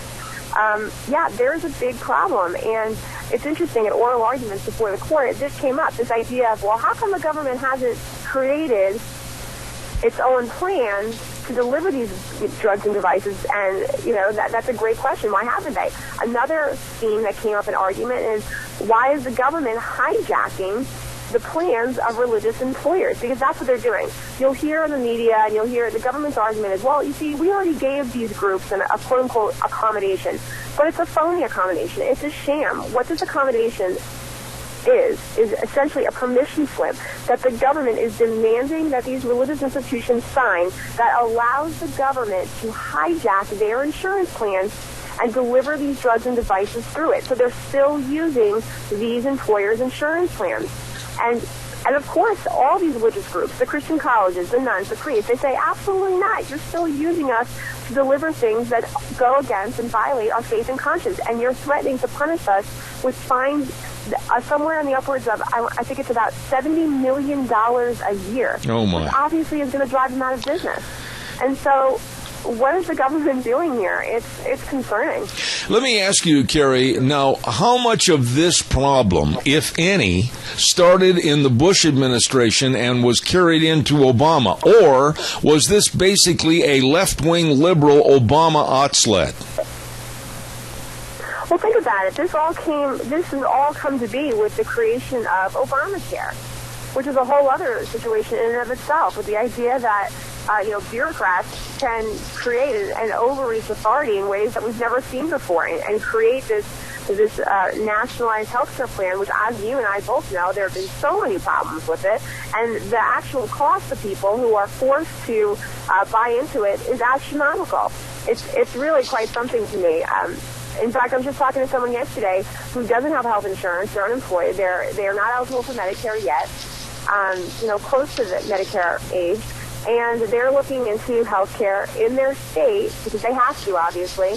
And you know that it's going to cost, and this is bare minimum, $900 a month. This is just, to me, this is not the picture that the administration painted when they were trying to sell this. And then obviously, as we see them forcing religious institutions and organizations to deliver drugs and devices that completely violate their conscience, completely violate their faith, completely violate the teachings on the sacredness of life that both Catholicism and evangelical Christianity are so clear about, and yet they're doing it. And they're doubling down. And now we're at the Supreme Court. But I am hopeful that the Supreme Court will side on the side of freedom and religious freedom, because the bottom line is that no American should be forced by the government to deliver or provide a drug or device which violates their faith and conscience. Americans should be able to peacefully operate according to their faith and conscience without government punishment. And due to the nature of the questions that were posed to the attorneys during oral arguments, I think we may see a good result here. Okay, but now let me ask you about that in itself. The Supreme Court now with a 4-4 split, basically, with their ideology. Are you optimistic it's going to take someone from the left to make this thing go in our favor, in the favor of decency? Do you honestly think we'll see that happen? What could happen is that if there is a 4-4 split, I think what you could see is a rehearing of this case again when the Ninth Justice does get on the bench. So that's happened before. It happened in Roe v. Wade. People don't realize, and I didn't even realize, how many times cases are reheard due to the absence of a justice or refusal of a justice. And so I think if we see that tie, there's a strong likelihood that this case could actually be argued again when there is, in fact, a ninth justice on the court. What about all the money that has been spent by not only these businesses but private enterprise, et cetera, to fight this? I mean, these people must be at the end of their rope trying to fight decency in this country. For decency, I should say. Right, and we at Alliance Defending Freedom represent our clients pro bono, and I think most of these a number of these organizations are being represented for free, pro bono, because obviously they're being represented by groups such as ours who believe that there's so much at stake here that goes far beyond the issue of birth control. We're talking about basic freedom, basic civil rights. It is so sad that we're at a point in our culture, in our country, where Christian colleges and universities, nuns and priests have to go beg for their basic civil rights. Come on, the government needs to back down and let these groups go back to doing all the good that they do in the world. Absolutely. And, so that's where we're at. But as far as another thought I had about the money, to your point, is how much money is the government spending, doubling down on going after the little guy? Absolutely. That's concerning. When you have, again, big businesses like Pepsi, like Exxon, like Chevron getting a pass completely from the mandate, and yet the government is spending so much time, money, and resources going after nuns, priests, and Christian colleges and universities. I don't even know what to say about that. Absolutely well stated, Carrie. Now, this other story absolutely infuriated me when it came about, and it infuriates me more every time I'm on the radio. And last week, I congratulated North Carolina Governor Pat McCrory for his decision to repeal the harmful Charlotte bathroom ordinance. And now I heard this morning on the news, the national news, that the ACLU and others were going to come after the governor and come after North Carolina. What's going on in that state, and what's happening with this case? The governor and the General Assembly, the state legislature in North Carolina did a great thing. They repealed a very harmful ordinance that a local city council, the city of Charlotte, had passed that would have allowed men in women's restrooms and locker rooms. Now, this was an overreach of the authority that Charlotte itself has, and in North Carolina, cities and counties, they can only enact laws that they are only able to enact laws based on the power that is delegated to them from the state legislature. And the state legislature did not delegate them the power to enact such a law. And so the General Assembly called a special session and said, no, this is not good. This is going to cause problems across the state. They don't have the authority to do this. They don't have the authority to create a rule and a law that would allow men in women's restrooms. There are so many problems with that, and obviously it opens a Pandora's box for abuse should someone want to abuse a law like that. And we can think of an incredible amount of scenarios. So the legislature did the right thing by the people of North Carolina and voted to protect the privacy and safety of all North Carolinians. You know, Carrie, when you look at this idiocy of this bill, and you look at the idiocy of what the liberals are trying to do with the LGBT, etc., and the forcing of a declination of our morals across this country and our value system, I thank the good Lord above that this governor had the decency in his stead to say, no, we're not going to do it, and he repealed this bill. But now, on the other side of the coin, here comes the ACLU and others. What kind of... They've got all the money. How are we going to fight these people? Yeah, it's really sad that anyone would fight a bill or push for something that seriously undermines the privacy of man, woman, or child. When someone uses the restroom or uses a locker room, they have a very reasonable expectation of privacy in there. This is common sense. To say otherwise is mind-boggling, like you're alluding to, and it's shocking to me that anyone would fight something like this. As a woman, I certainly don't want to be in a locker room where I know that a man can walk in at any time. That concerns me for so many reasons, and I think that's how, I think, based on polls, that's how most people in America feel as well. So, for instance, in North Carolina, 69%. When do you ever see a statistic like 69%? 69% of North Carolinians said, yeah, we have a problem with this Charlotte ordinance. This is a problem for us. We think this is harmful. We don't like this. And again, the governor and the state legislator did the right thing by all the people in the state by ensuring and affirming and protecting the privacy of everyone there. You know, Carrie, and I'm very blunt on this program, but you can literally, without the governor saying no to this forced bathroom bill in his state, you can actually and literally have a pervert dress up as a woman and go into any women's facility, and then you can't question them. You can't demand answers because they're immune from any questioning. This is so sick and perverted, it's absolutely senseless. And that's the fear, and that is the very valid concern. The concern is that people will abuse this, and I think it's a very understandable fear. And another thing that's come up in these discussions and in the testimony before the court, you have people using restrooms and locker rooms who unfortunately have been the victims of sexual abuse. And for that abuse victim to be in a locker room, a restroom, a known private place where, again, there is a very reasonable expectation of privacy, for that abuse victim to say, be in that locker room, be in the restroom, and then a member of the opposite sex comes in, that's traumatizing. And so that's another dimension to this that's not talked about as much, but should be talked about. Because, again, the potential for abuse is just unending. And here's what's so interesting to me. These groups and these activist groups are pushing for these bills that, quite frankly, make no sense, and I don't think they help anyone. But beyond that, let's talk about if there is abuse of this law. Where will those activist groups be then? Because guess what? They're not going to be on the hook for liability. Who's going to be on the hook? There could be lawsuits if something happens in one of these restrooms or locker rooms, but those groups won't be on the hook. It's going to be the public officials, it's going to be the people who own those buildings who could potentially be sued, and that's very unfair to them. And a father waiting outside, and they're on vacation, and their young daughter goes into a restroom facility and encounters this sick male pervert. I mean, all that can happen is absolutely, it's untellable on the radio, and you couldn't blame the father for absolutely grabbing this pervert and just beating them senseless. But the perverts, are a protected species.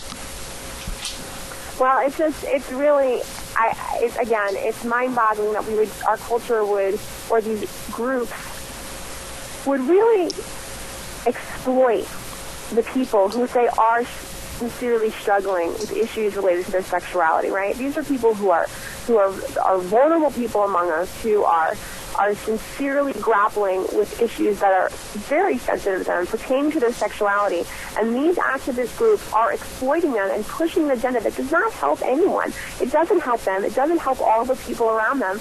But instead, it really undermines the privacy of everybody in these states. So the governor and the legislature absolutely did the right thing in affirming the dignity and privacy of all people within North Carolina. Absolutely.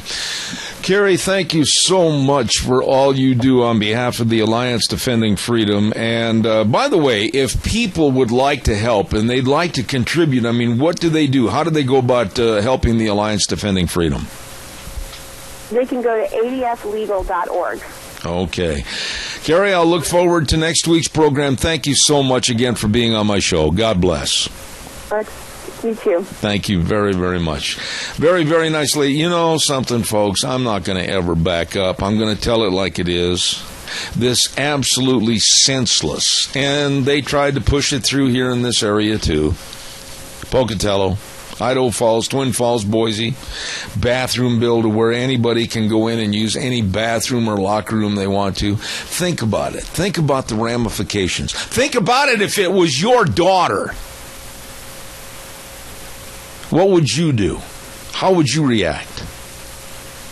Our whole society is becoming so perverse and so absolutely destitute of any morals or any values. Think about it.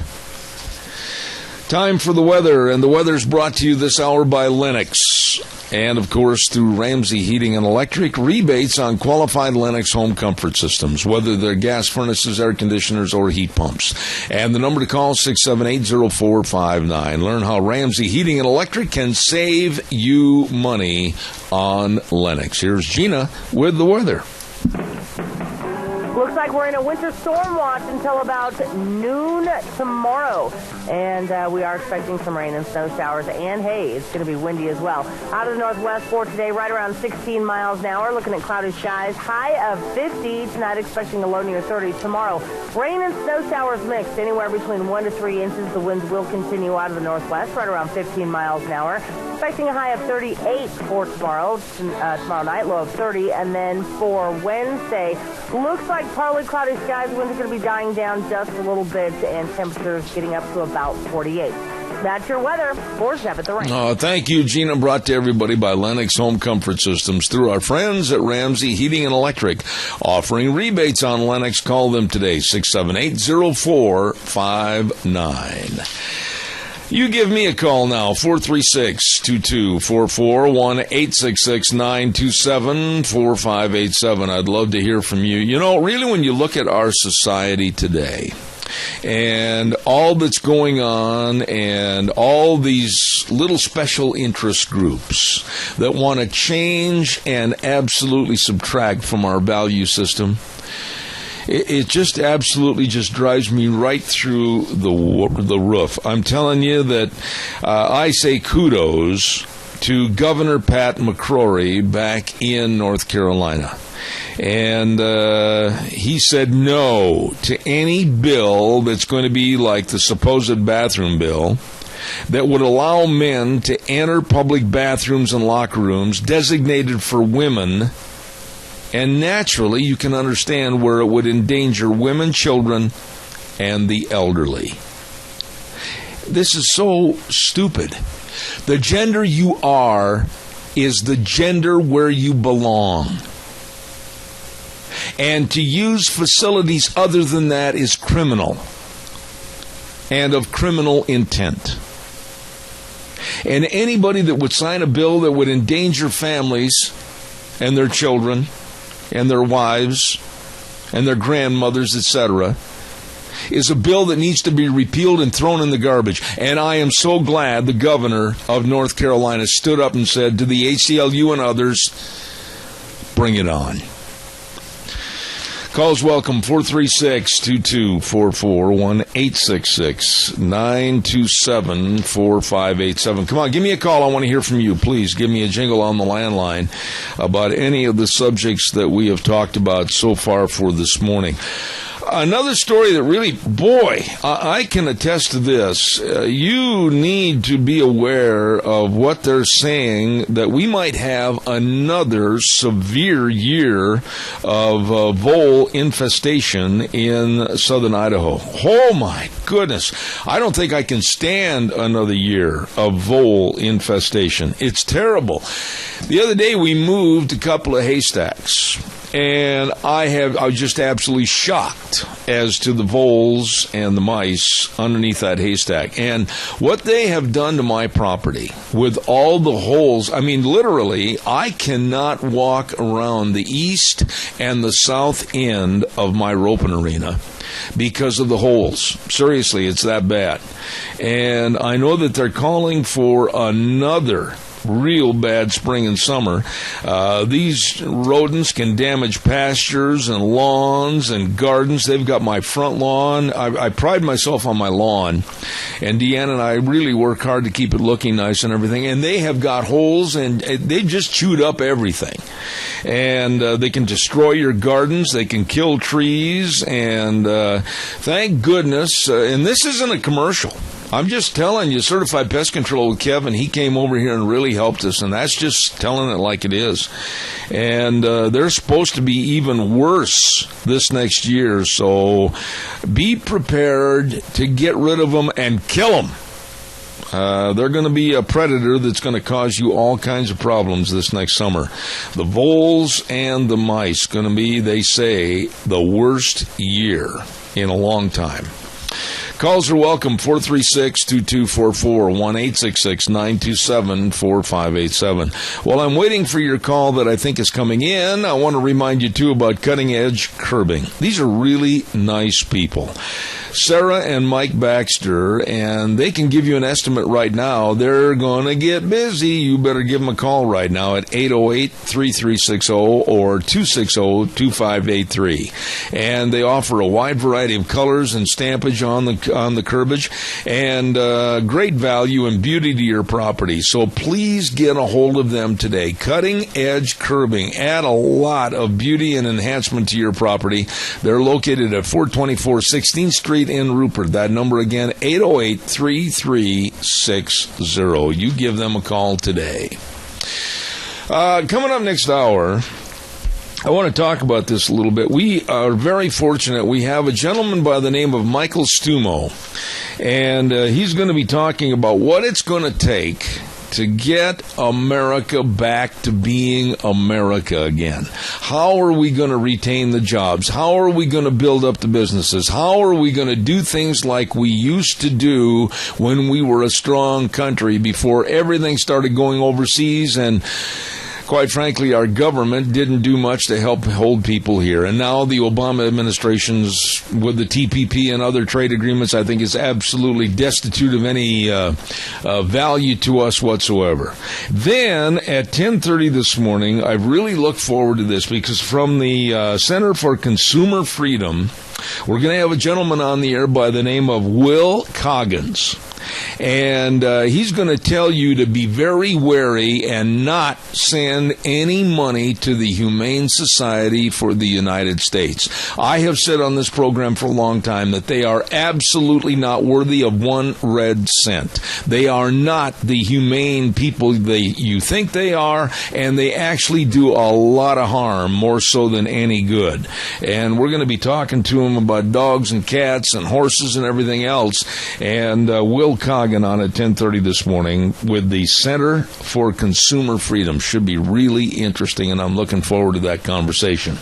By the way, also, tomorrow on the program, we're going to have my old buddy, and you see him every weekend on Fox News. John LeBoutelier is going to be on the program tomorrow, and we're going to talk politics about what he thinks, along with his Democratic friends, what's going to happen in this presidential election. There's a lot of things that he's going to bring out on tomorrow's program, so I'm looking forward to that. He will be here during the 9:30 half hour tomorrow. John LeBoutelier on the program tomorrow.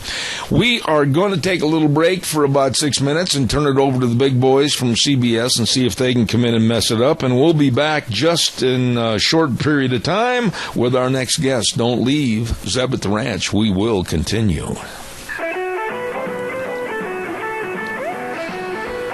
Welcome back to hour number 3 on a Monday, last Monday of the month of March. I'm Zeb Bell, Zeb at the Ranch, and of course our major sponsor, your Magic Valley Les Schwab Tire Centers, all 7 locations serving you, and of course our main advertisers. We thank all of them, including Western Waste Services. Always at your disposal. Call 734-6969. We're going to have our guest with us in just a moment. Quickly, I want to remind you about Doug's Alternator and Starter Repair at 635 21st Street, Alfresco Road in Heyburn. Hello, Doug. And, of course, Doug's Alternator and Starter Repair, he can fix them. You better believe it. Rebuilding starters, alternators, and generators, and sells brand new also. Give him a call, 878-4991, Doug's Alternator and Starter Repair. And our thanks again to Ramsey Heating and Electric, offering rebates on qualified Lennox home comfort systems, gas furnaces, air conditioners, and heat pumps. You better believe it. You'll enjoy the comfort. Call Ramsey's today at 678-0459. Ramsey Heating and Electric and Lennox, saving you money. I read the bio on our next guest, and I don't think he's ever been on my program before, and I'm going to say good morning to the Chief Executive Officer of the Coalition for a Prosperous America. Boy, I hope that happens. Michael Stumo, good morning, sir. How are you? Good morning, Zeb.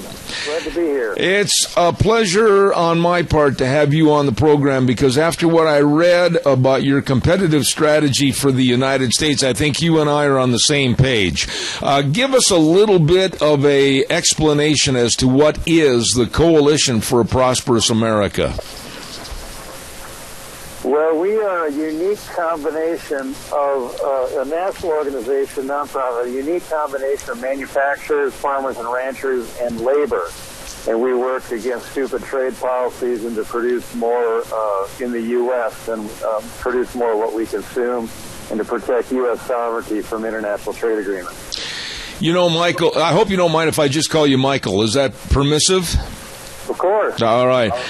I really am interested in your attitude about something that's looming over our head right now, and that's the Trans-Pacific Trade Agreement. I'm against it. I'll tell you that right now because I think it's going to hurt America more than it's ever going to help. What are your thoughts about TPP? Well, our organization agrees with you. Domestic manufacturers and farmers and ranchers have not done well under the past trade deals, and that's not an anti-trade position because we trade with a lot of countries where we don't have trade deals, and we actually do better there. But when we get the trade deals in place, we do worse. Like the Korea trade agreement that was implemented 4 years ago, it doubled our trade deficit with Korea as a result, meaning we bought a lot more than we ever sold to them. Now, when you look at, I looked at the sheets explaining the competitive strategy for the United States, what we need to do. Okay, I agree with everything you had in there, Michael, but here's the caveat. Do we have the backbone and the spine and, quite frankly, the politicians that are going to try to change this thing in America's favor? Well, ultimately, we need to balance trade. We need to sell as much as we buy. We can't have the biggest trade deficit for 40 years in the history of the world, draining our country and funding the rise of China as the new superpower, potentially. And, we have not before. We almost beat Obama trade fast track last year. That was very close. But now this year with Trump and Sanders, kind of both of them from different parts of the spectrum, they've really tapped into and outperformed expectations based in part, in substantial part, on the message that we have stupid trade deals and they're selling U.S. people out, citizens, workers, and industries out. So we may be at an inflection point where this is now a voting issue where it didn't used to be. Okay, well then enter in the other caveat, the other fly in the milk, if you will. What is going to happen if, in the remaining 297 days of Obama, and then, God help us all, if Hillary becomes president? Then all bets are off, right? I don't know. I mean, ultimately, our goal is for the American voter to be so vocal in registering against these trade deals that it doesn't matter who is president. Hillary has been forced to flip-flop, and that's because of the voters. Now, whether she'll flip back again, that's a real possibility. But we have, it's a different world this year where these stupid trade deals that they used to say was for the greater good, even if you lose a job, it's not as popular anymore. And the establishment is hyperventilating that people aren't listening to them anymore. So, certainly if Trump and Sanders got in, it's more confident. Cruz had to flip, and that's good. Hopefully he stays there, and Hillary had to flip, but we can only hope. Let me ask you this, though, Michael, and I read that you're an old Iowa farm boy. Well, I'm an old Wisconsin farm boy, now living out here in Idaho. But does the American public really understand, or do they care anymore? I am appalled at some of the man-on-the-street interviews that are going on. People just don't seem to be informed. People just don't seem to care. What are your thoughts about that? Well, certainly it's hard to, sort of break through to, our information overload and the like. And, we don't endorse anyone we can't, but, Trump has really gotten it down where you just do a soundbite and he keeps repeating it, and has really increased the awareness of the trade issue, which I've been working on for a decade, and I've never seen awareness this high. And Sanders on the left, of course, he outperformed and beat Clinton in Michigan, where she was polling ahead by 21 points. But yeah, ultimately, our communities are destroyed, our jobs are lost, good-paying jobs, our industries are lost, the industries that made us a great country, even robotics, even LED lighting, even high-tech industries are going somewhere else. And it's not because we're not competitive, it's because of foreign cheating. And people aren't believing anymore that it's for the greater good and we'll all be better off. So I think there is hope, because this year compared to 2 years ago is very different. Michael, when I'll talk about clothing for just a few moments, it's hard for me to even go in and buy a shirt. I wear a 19-inch neck and a 36-inch sleeve length, and I can barely find a shirt that is not made by some little bitty 4'11" Oriental that absolutely has no idea what a 19-inch neck and a 36-inch sleeve should be, and our clothing industry is absolutely destitute of getting anything of quality. Well, that's right. I'd encourage you and your listeners to look at the Made in America movement website, which has a lot of USA-made goods. I tend to, I may not have the challenges with size in the same way that you do, but I buy all American-made. However, some of our members make or buy things from overseas as well. We want to make it so that it is an advantage, is a competitive advantage to produce in this country. So you can produce here and be the low-cost, high-quality provider. And that means dealing with these things that used to make people, go to sleep, which is like foreign currency manipulation. They manipulate taxes at their border. They use state-owned and subsidized enterprises in China and Vietnam and Korea and the like. And people have to understand it's not free trade. It's trade cheating. They used to call it mercantilism.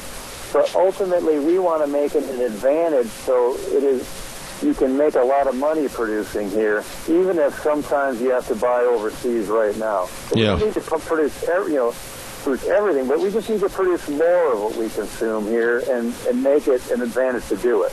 Michael, one of my biggest passions is agriculture, and I think the American farmer and rancher absolutely is doing a heads and shoulders job above anybody else in the world, and yet it seems like most of these trade agreements are negative to agriculture, and we really don't know the quality that's coming in on food produced in other nations. You being a farmer, you must be very, very concerned about the imports versus the exports. Well, yeah, and unfortunately, we hear from our national farm commodity associations that these trade agreements are great deals, but really, ultimately, and I was a hog farmer and I was a hog buyer, and that's what put me through college, and I was a cattle buyer, too, and I did, in any event, the commodity groups tend to be funded by the multinational meat packers and the multinational agribusiness processors. And they have the transnational interests at heart because otherwise they'd lose their funding. But if you look at what farmers and ranchers actually sell, we're losing market share in this country. Our cattle herd is the lowest in 50 years, and we're not gaining market share in other countries, and the math doesn't work. What, in your opinion, needs to be done? I know you've got quite a few different measures and different steps on these cheat sheets that I have here in front of me, but give us the top three that have to be done if America is going to start to draw back the jobs, draw back the industry, draw back the value of American agriculture. What do we need to do? We need to have a national goal of balancing our trade flows. That means that we need to sell overseas at least as much as we buy, so we don't have a net gusher of money and jobs going out of this country. then you figure out what do we need to do. So there are things like foreign currency manipulation. Now, just bear with me a second. We're going to do the CPP that cuts Japanese tariffs. Their tariffs are only 2.5%. But they've devalued their currency by 40% in the last 4 years, which makes Japanese goods 40% cheaper and our goods 40% more expensive to them. Big ticket items like that we need to address so that we don't have artificially cheap, predatory priced foreign goods in a non-free market way, taking out our industries that are otherwise competitive. So we need a national goal balanced trade to get on that. Right now, the establishment says trade deficits don't matter and the job losses don't matter because we're really better off with cheap goods. And that's just wrong. You know, when you look at this overall program, the problem had to start some point in time with our senators and our congressmen basically turning a deaf ear and a blind eye to this problem. How can we better educate our senators and congressmen so that they can better serve us? Do they really understand the problem? You know, it depends. There's 535 senators and congressmen, but in your area in Twin Falls, Mike Simpson voted wrong for Obama fast-track trade promotion authority last June. I don't know what his explanation is, but, you know, it's kind of probably along the lines of what I just said. And your senators, Mike Crapo and Jim Rich, voted the wrong way, too. And I would encourage your listeners to call them up and say, look, we need to stop and oppose the TPP. It's hurting us more than it's helping us, and we need to chart a new course. We need to balance trade and produce more of what we consume in this country. The trade deals have been stupid, and they've been hurting us. All right. Those folks need to be told. Michael, my obvious reaction to our conversation is you're a very intelligent, you markedly know more about this than anybody I've talked to in a long, long time. Why don't you run for political office and try to upset the apple cart and make things right? Find me a super PAC on eBay or something. I don't know, but we're doing some really good work now. And if you get one office, somewhere, you're one vote. But we've got to persuade a majority to agree with us. And it's working. If you look at 2011, the last time we had a free trade agreement on deck for Colombia, Korea, and Panama. For Colombia, for example, a lot of the Dems, and, actually, because of the unions have done their work with the Dems, a lot of the Dems opposed it, but only 9 Republicans opposed the Colombia trade agreement. Last June, 54 Republicans opposed it. Now there's at least 80 or 85 opposing the TPP, which is why they're not voting on it. So our big push is to educate, especially the GOP, like Mike Simpson, Mike Crapo, and Jim Rich, or their replacements, that we can't take any more of these trade agreements. They're killing us, and that's our job. And it's working. I know that you have 3 children. You live on a farm up in the mountains of Massachusetts, so you must be optimistic. But can we, at this point, where we are in politics today, are you absolutely optimistic that we can turn this thing around if we get the proper leadership?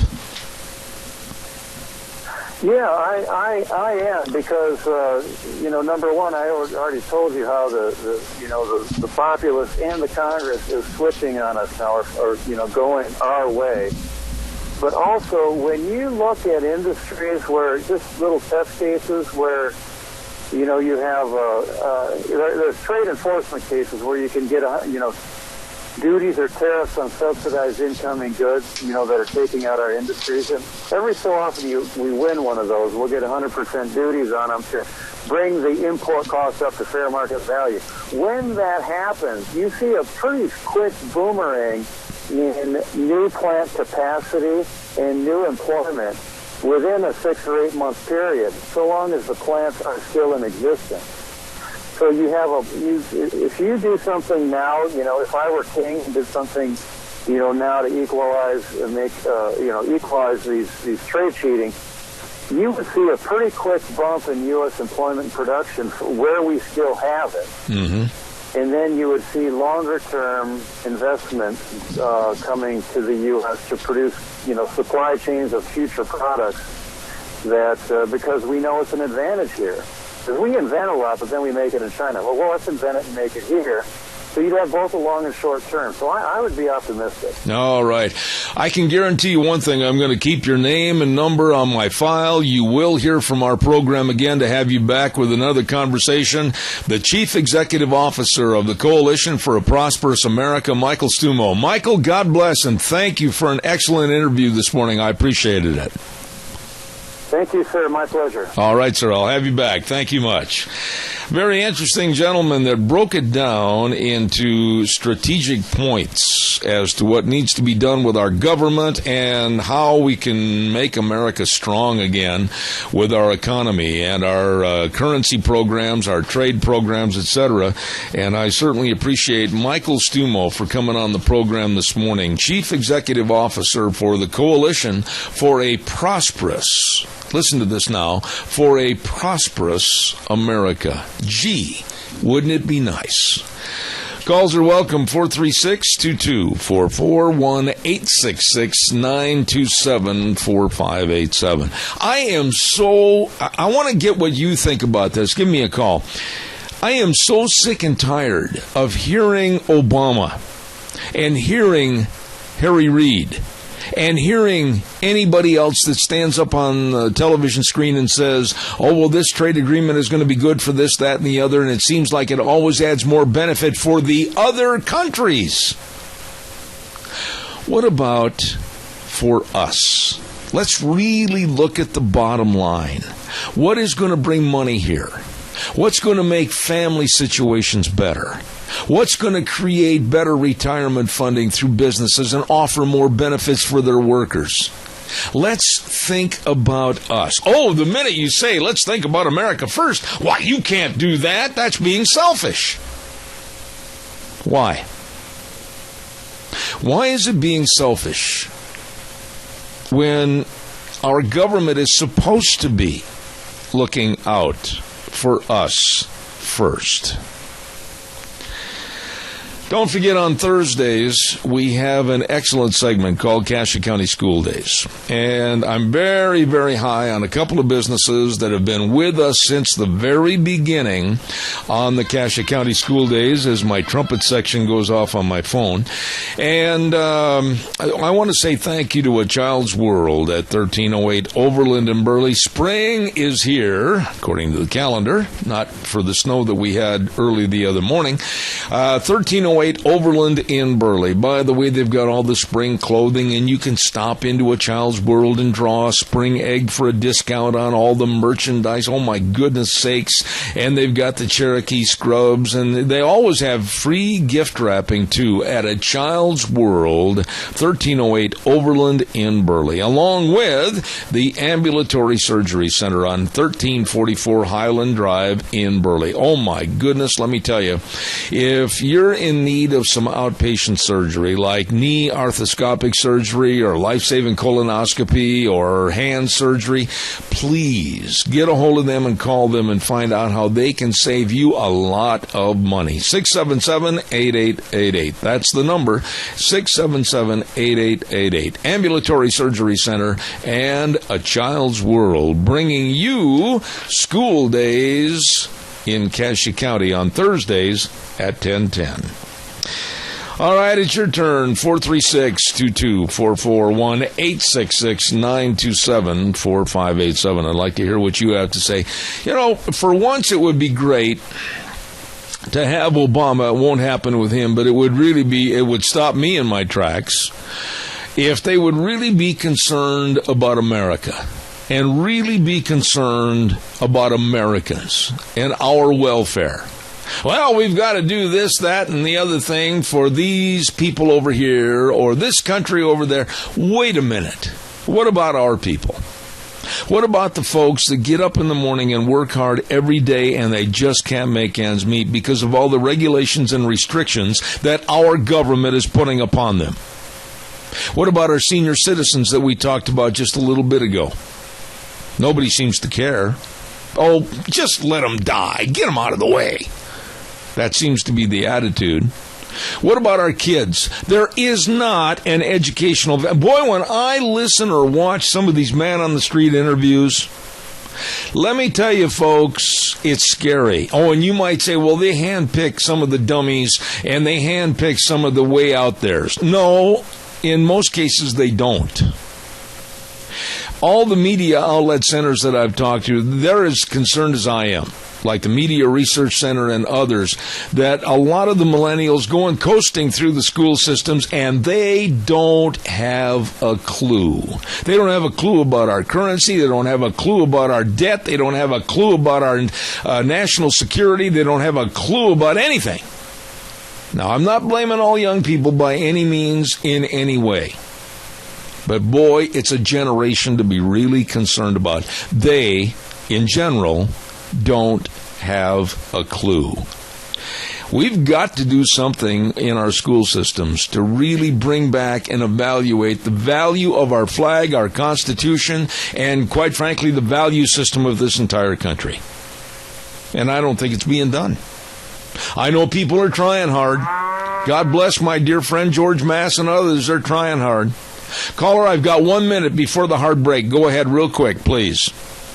Yes, you're talking about kids in school. My oldest boy goes to charter school up there in Clan, and he seems to know more about what's going on in the world of current events than most kids that are in grades 2 or 3 grades older above him. And he's kind of stressed out about it, and he's only 14. But I know there are some kids out there who's trying to do their part. Well, I'll let you go. I agree with you. There are some, but you know what? I'll tell you what, there's a whole bunch that you got to be worried about. Hey, don't forget again, Lennox and Ramsey Heating and Electric offering quality rebates on Lennox home comfort systems, whether it's a gas furnace, an air conditioner, or a heat pump. You and your family will enjoy the comfort. All you have to do, and it's so simple, is just give Ramsey's a call at 678-0459 and learn how Ramsey Heating and Electric and Lennox can save you money, where they provide warm winters and cool summers. We're going to take a little break and be right back. Don't you go away. Zeb at the Ranch. And now back to Zeb at the Ranch on AM 1230 KBAR. To reach Zeb, call 436-2244 or toll free 1-866-927-4587. And now, here is Zeb Bell. Oh, good morning and welcome back. And I'm very, very interested in having this next gentleman on our program. He is with the Center for Consumer Freedom, and he is the Director of Research. Let's say good morning to Will Coggin. Good morning, Will. How are you? Hey, I'm great, Zeb. How are you? Boy, with a name like that, Will Coggin, you sound like you ought to be a bulldogger in the PRCA for rodeo events. Well, I haven't heard that one before. In fact, I've never actually been to a rodeo. Well, it's high time you came out here, and we'll take you on a tour of the best. Anyway, Will, tell us a little bit about the Center for Consumer Freedom. What do you do, and what do they represent? So we're a nonprofit. We're based in Washington, D.C. Please don't hold that against us. We're trying to advocate for consumer choices in the marketplace in terms of what people want to eat and what they want to drink. And so that's obviously a broad mission, but believe it or not, it's under attack from a lot of different sectors in sort of the activist community. You have people like the former mayor of New York City, Michael Bloomberg, who at one point tried to pass a law banning the sale of large soda. And our philosophy is that adults can choose what they want to eat and drink, and so we oppose that kind of nannying and attempts to use the government to influence people's choices or to make choices for them. And then you have animal rights groups like one we'll talk about in a minute here that don't want people to eat meat, cheese, ice cream, or drink a glass of milk. And so, again, we get involved there and just trying to educate the public and preserve their freedoms to choose. Absolutely. Now, let me say up front, Will, that I have had in the past a lot of run-ins with the Humane Society of the United States. They are not ever going to send me a Christmas card, nor am I going to send them one. They are not all they seem to be, and yet they solicit a lot of funding across the United States by people that are unaware of really how bad an operation they really are. What is your beef against the HSUS? Well, they call themselves a humane society, the Humane Society of the United States, and they raise a lot of money with these commercials, and you've probably seen them on TV. They show the sad music and the cats and dogs that need home or need food, and they say, help us, give us $19 a month or $20 a month to help us care for animals in need. When in fact, they come across as this kind of very moderate humane society, and in fact, they're a very radical group that's kind of like PETA, People for the Ethical Treatment of Animals, that you may have heard of, the people who kind of protest and push anti-meat agendas all the time. And so the big confusion with the Humane Society of the United States is that they call themselves a humane society, and yet they're not affiliated with any local humane societies in Idaho or anywhere else. And so there's a lot of confusion because people see these commercials on TV and they say, oh, that must be like my local shelter. It just must be the national office for them. But no, that's not true at all. The HSUS is not affiliated with any of these similarly named local humane societies. And in fact, it runs 0 pet shelters. Now, Will, I want you to go a little bit more in depth and tell us about the Humane Society of the United States and what they have done in an effort that you call Bark Sadness. Tell us a little bit about that Bark, B-A-R-K, Sadness. Sure. Well, we read an ad last week in USA Today called Bark Sadness, as you mentioned, and it's kind of a play off March Madness. And we just want to talk about, use sort of the tournament to make a few puns about how, the Humane Society of the United States is not playing ball and they're playing keep away with pets. And so our point with that ad was to draw people's attention to the fact that only 1% of the money raised by the Humane Society of the United States is given to local pet shelters to help them care for animals.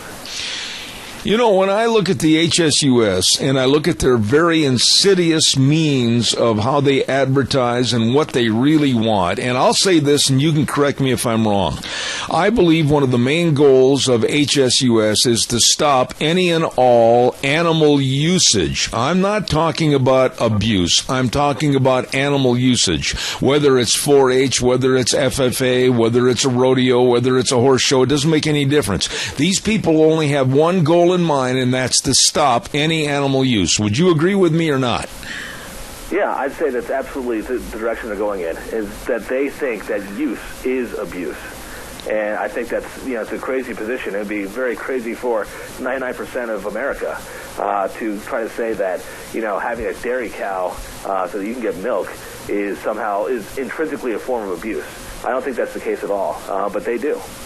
How do they keep soliciting the money? Aren't there people that really have become aware of what they are or what they're not, whether it's HSUS or whether it's PETA, People for Ethical Treatment of Animals? That's absolutely a misnomer. How come the general public doesn't know about some of the insidious things those people have done?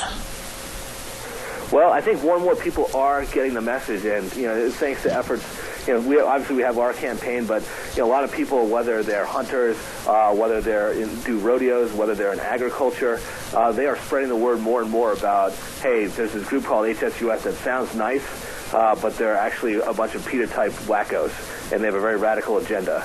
So the word's getting out there, but at the same time, obviously you have HSUS out there spending tens of millions of dollars every year trying to convince Americans that it's a very moderate animal welfare organization. Now, in regards to your group, your organization, what can we, the general public, do to help support you? And then, in turn, what about the funding to help bring what PETA and HSUS are doing, bring it to the forefront of acknowledging all their misnomers, like Ingrid Newkirk, the PETA co-founder, and how they want to do away with dog and cat ownership, how they want to stop all this. What can we do to help fund you so that you can go on the attack? Well, certainly, we have 2 projects here that I'll talk about. So we have humanewatch.org, which is our project on the HSUS, and we have another website called PETAkillsanimals.com, and that's obviously about PETA. And what people don't know is that PETA, despite they calling themselves for the ethical treatment of animals, kills a very, very large number of the cats and dogs that it takes into its headquarters animal shelter every year in Virginia. And so they have to file numbers. In fact, we just got them for last year. And last year we discovered that PETA killed about 1,500 cats and dogs at its headquarters. according to filings that they had to make with the state of Virginia. And so those two websites, HumaneWatch.org and PETAKilledAnimals.com, we have a social media presence. So if you're on Twitter or if you're on Facebook, you can go to Facebook or go to our websites and just find ways to share our material with your friends. And that's, obviously that's the easiest way to just, with a couple clicks, start spreading the word about these organizations. Will, I have said on my program, excuse me for clearing my throat, I've said on this program for many, many years, if you want to help dogs and cats, contribute to your local humane shelter, but do not, under any circumstances, contribute on a national level to PETA or HSUS. Would you agree with that? I think that's great advice. A lot of people hear about the buy local movement, shop, support local businesses, support your local farmers market, and so on. And we say, great, give local as well. What would you tell us is coming down the pike? Are you afraid of any new advertising gimmicks from either PETA or HSUS? What are their plans for the summer going into the fall? They always seem to have some insidious plan. Yeah, I think we're going to see more of the same. Our biggest worry is always at the end of the year when people start to give more money to charities just in general as the end of the year wraps up, and you get in the holiday spirit. And so that's really what we I'd say, I wouldn't say fear, but that draws the most concern for us going forward. Now, in terms of HSUS, they're always coming up with more ads or trying to get some new celebrity to do ads for them. And so we're always keeping our eye out for what might be coming down the pipe. And we're not sure exactly, but certainly that's what they try to do is to, cut another one of these ads with the same similar formula of the sad music and the sad pictures of animals. So we'll see. We'll see. I think what PETA has done very well is get money from rich donors in Hollywood. And so I certainly would expect more of that from HSUS going forward. Talking about Hollywood and getting people, whether they're sports celebrities or movie stars or whatever, to endorse their product. And when I say their product, I mean their viewpoint on behalf of HSUS or PETA. Do these people really understand what they're signing in for? Do these people really understand what PETA and HSUS really do, or do they just sign on for the celebrity? I think it's more just signing on for the feel-good factor. They might hear about this group and they say, oh, this group has a very nice-sounding name, and they say they care about animals. And they may just do absolutely no research at all. But, again, they want to look good as a celebrity. They want to look good and look like they're supporting charity. So I think a lot of it is just they don't know, and they haven't done the research. And so I think that's part of it. But, there's probably a few celebrities who really, drink the Kool-Aid. They live in Hollywood, which is obviously a bubble, and it's not like the rest of America, and who may actually think that these ideologies, these sort of animal rights, animal liberation ideologies actually sound good. So there's probably a few of those, but I think a lot of them just do it for the feel-good factor. Will, I don't know how old you are, how long you've been involved in this, but I can tell you that HSUS, for instance, everybody kind of poo-pooed the HSUS when they started. They laughed at them and everything, but they're not laughing anymore because HSUS, I think, the Humane Society of the United States, is a major, major threat to animal agriculture here in the United States. Would you agree? Yes, it is a major threat. Right now, in fact, they're pushing a ballot measure out in Massachusetts. And you might say, oh, okay, well, that's Massachusetts, right? But the measure would actually ban the sale of most eggs and pork at the supermarkets, unless they are produced under certain means that are very sort of niche today. And so that would have an effect on the rest of the country. And so certainly, I'd say they're a very big threat to animal agriculture just because they have the ability and the money. Again, they raise this money under, we argue, deceptive and misleading pretenses, but they have a bunch of money to spend going after and attacking agriculture or attacking hunters and so on. It's not just the hunters, it's any and all, like I mentioned a moment ago. It might be some little 4-H'er that shows a 4-H steer or a lamb, or they're involved in a feedlot operation, or like in my business, I'm involved in the rodeo business and have been for the last 45 years. And, the one thing that comes to mind, if most people would stop and think about it, Will, if our animals don't perform, if our animals are not subjected to the very very best of veterinary care or feed, we're not going to get the performance value out of our animals. And therefore, we have to take the best care of any animals anywhere in the sports and the use of those animals that we take care of. Wouldn't you agree with that? Absolutely. And in fact, I thought you just raised a good point there when you mentioned veterinarians. I don't know. There's maybe, the funny thing about all these campaigns that are being run by these animal rights groups like PETA and HSUS is how absent veterinarians are from that. Because, the message that they're pushing obviously is ideological. They don't want animals to be used for food or on rodeos or in rodeos or anything else. But that's obviously, a very political and ideological message. Veterinarians, I think, should be the ones helping push back against that message. And I hope that that's something that people can use more who are on our side. Absolutely. We have a caller with a quick question for you. Caller, go ahead. I've got 3 minutes left. Thank you. My question is there a way that to show just what more ripple effects besides just agriculture that this kind of affects? Like, it affects the people who take the fuel to the feedlots and the dairies and chicken farms, to the person who buys it off the shelf, to the processor in between, right down onto the consumer, the finished consumer. I'll let you go. That's a really good question, Will, because it's not just the animal producer or the animal user, it's all the other businesses that are associated with it that suffer. Go ahead and give us your thoughts on that. No, I think the caller brings up a great point, a very good point. In fact, I'll give you a little background about myself. I grew up in the suburbs, not too far out of Washington, D.C., in Virginia.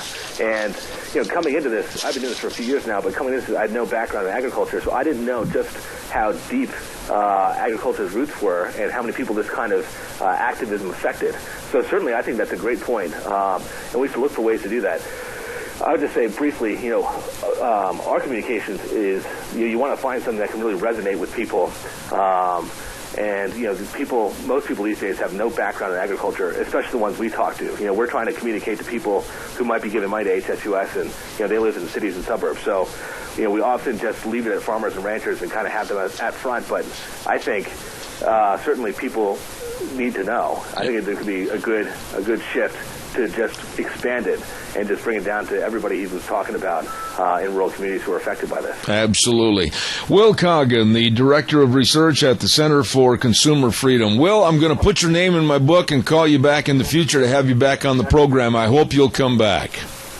Hey, we'll do. Thanks, Seb. Thank you very, very much, sir. I appreciate it. I'd like to just give you a little message on this on a personal note. I personally have had fights with HSUS and PETA for many, many years. And I find these groups to be absolutely disgusting in the way they advertise and the way they basically lie to the public. And if you have any questions, you can always contact me at 312-2976. And I'll give you some real horror stories about what they really want to do here in America. They do want to stop any and all animal usage, all the way from your county fairs, your FFA, everything. So be very wary of both of those organizations.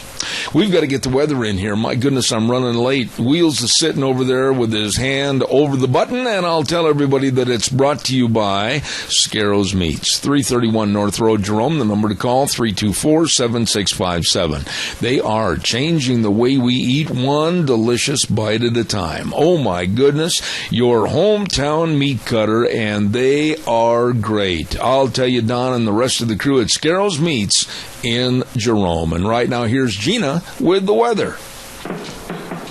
Looks like we're in a winter storm watch until about noon tomorrow. And we are expecting some rain and snow showers and haze. It's going to be windy as well. Out of the northwest for today, right around 16 miles an hour. Looking at cloudy skies, high of 50. Tonight expecting a low near 30. Tomorrow, rain and snow showers mixed, anywhere between 1 to 3 inches. The winds will continue out of the northwest, right around 15 miles an hour.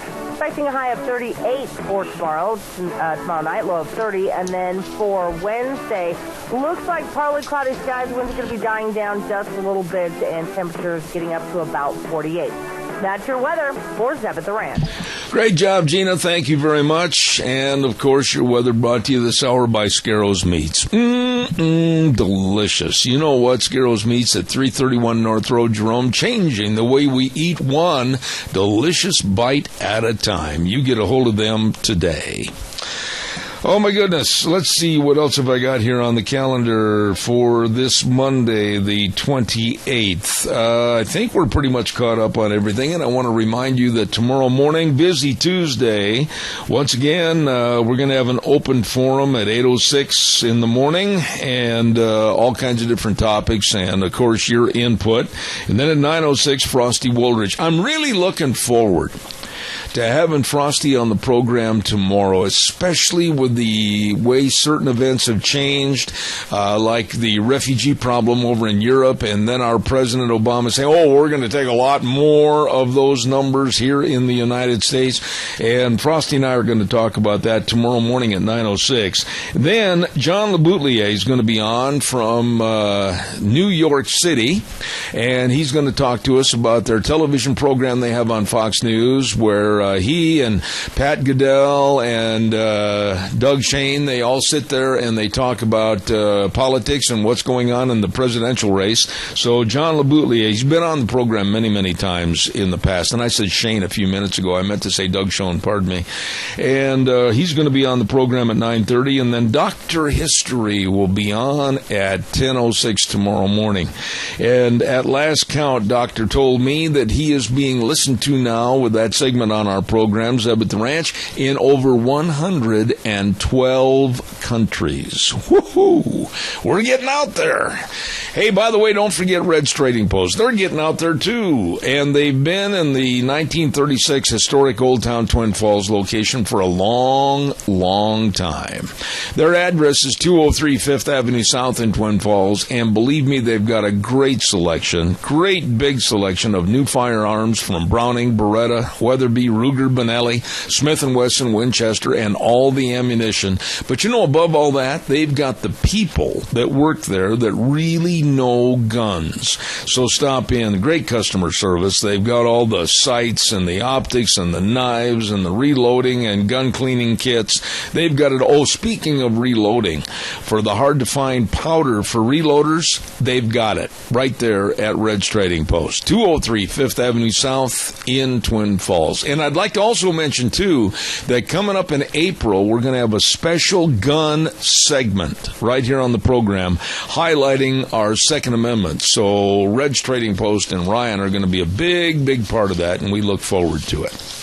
I got time for one quick call, and while we're waiting for your call, I want to say thank you again to our Magic Valley Les Schwab Tire Centers.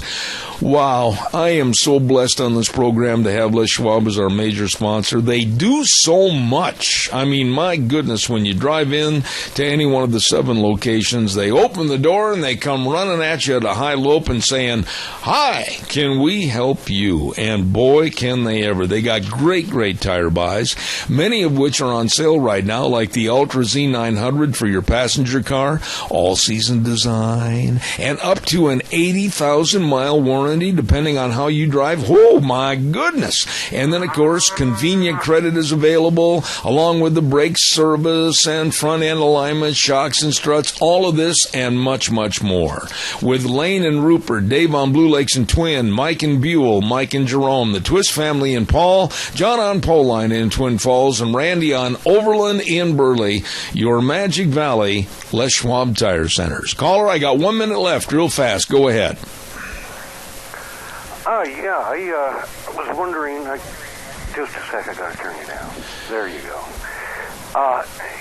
You've talked about that gun segment you're going to be coming up with, and that reminded me, did the governor ever sign that concealed carry? Yes, and we're going to be talking about that on the program in its entirety, breaking everything down on what you can and what you can't do. And also, I'm going to be having, he doesn't know it yet, but he's going to be coming on the program hopefully this Wednesday, Senator Kelly Anthon, and we're going to be talking about that. So stay tuned. I don't mean to rush you, but I'm over time, and I'll visit with you tomorrow more about that on the program. How's that?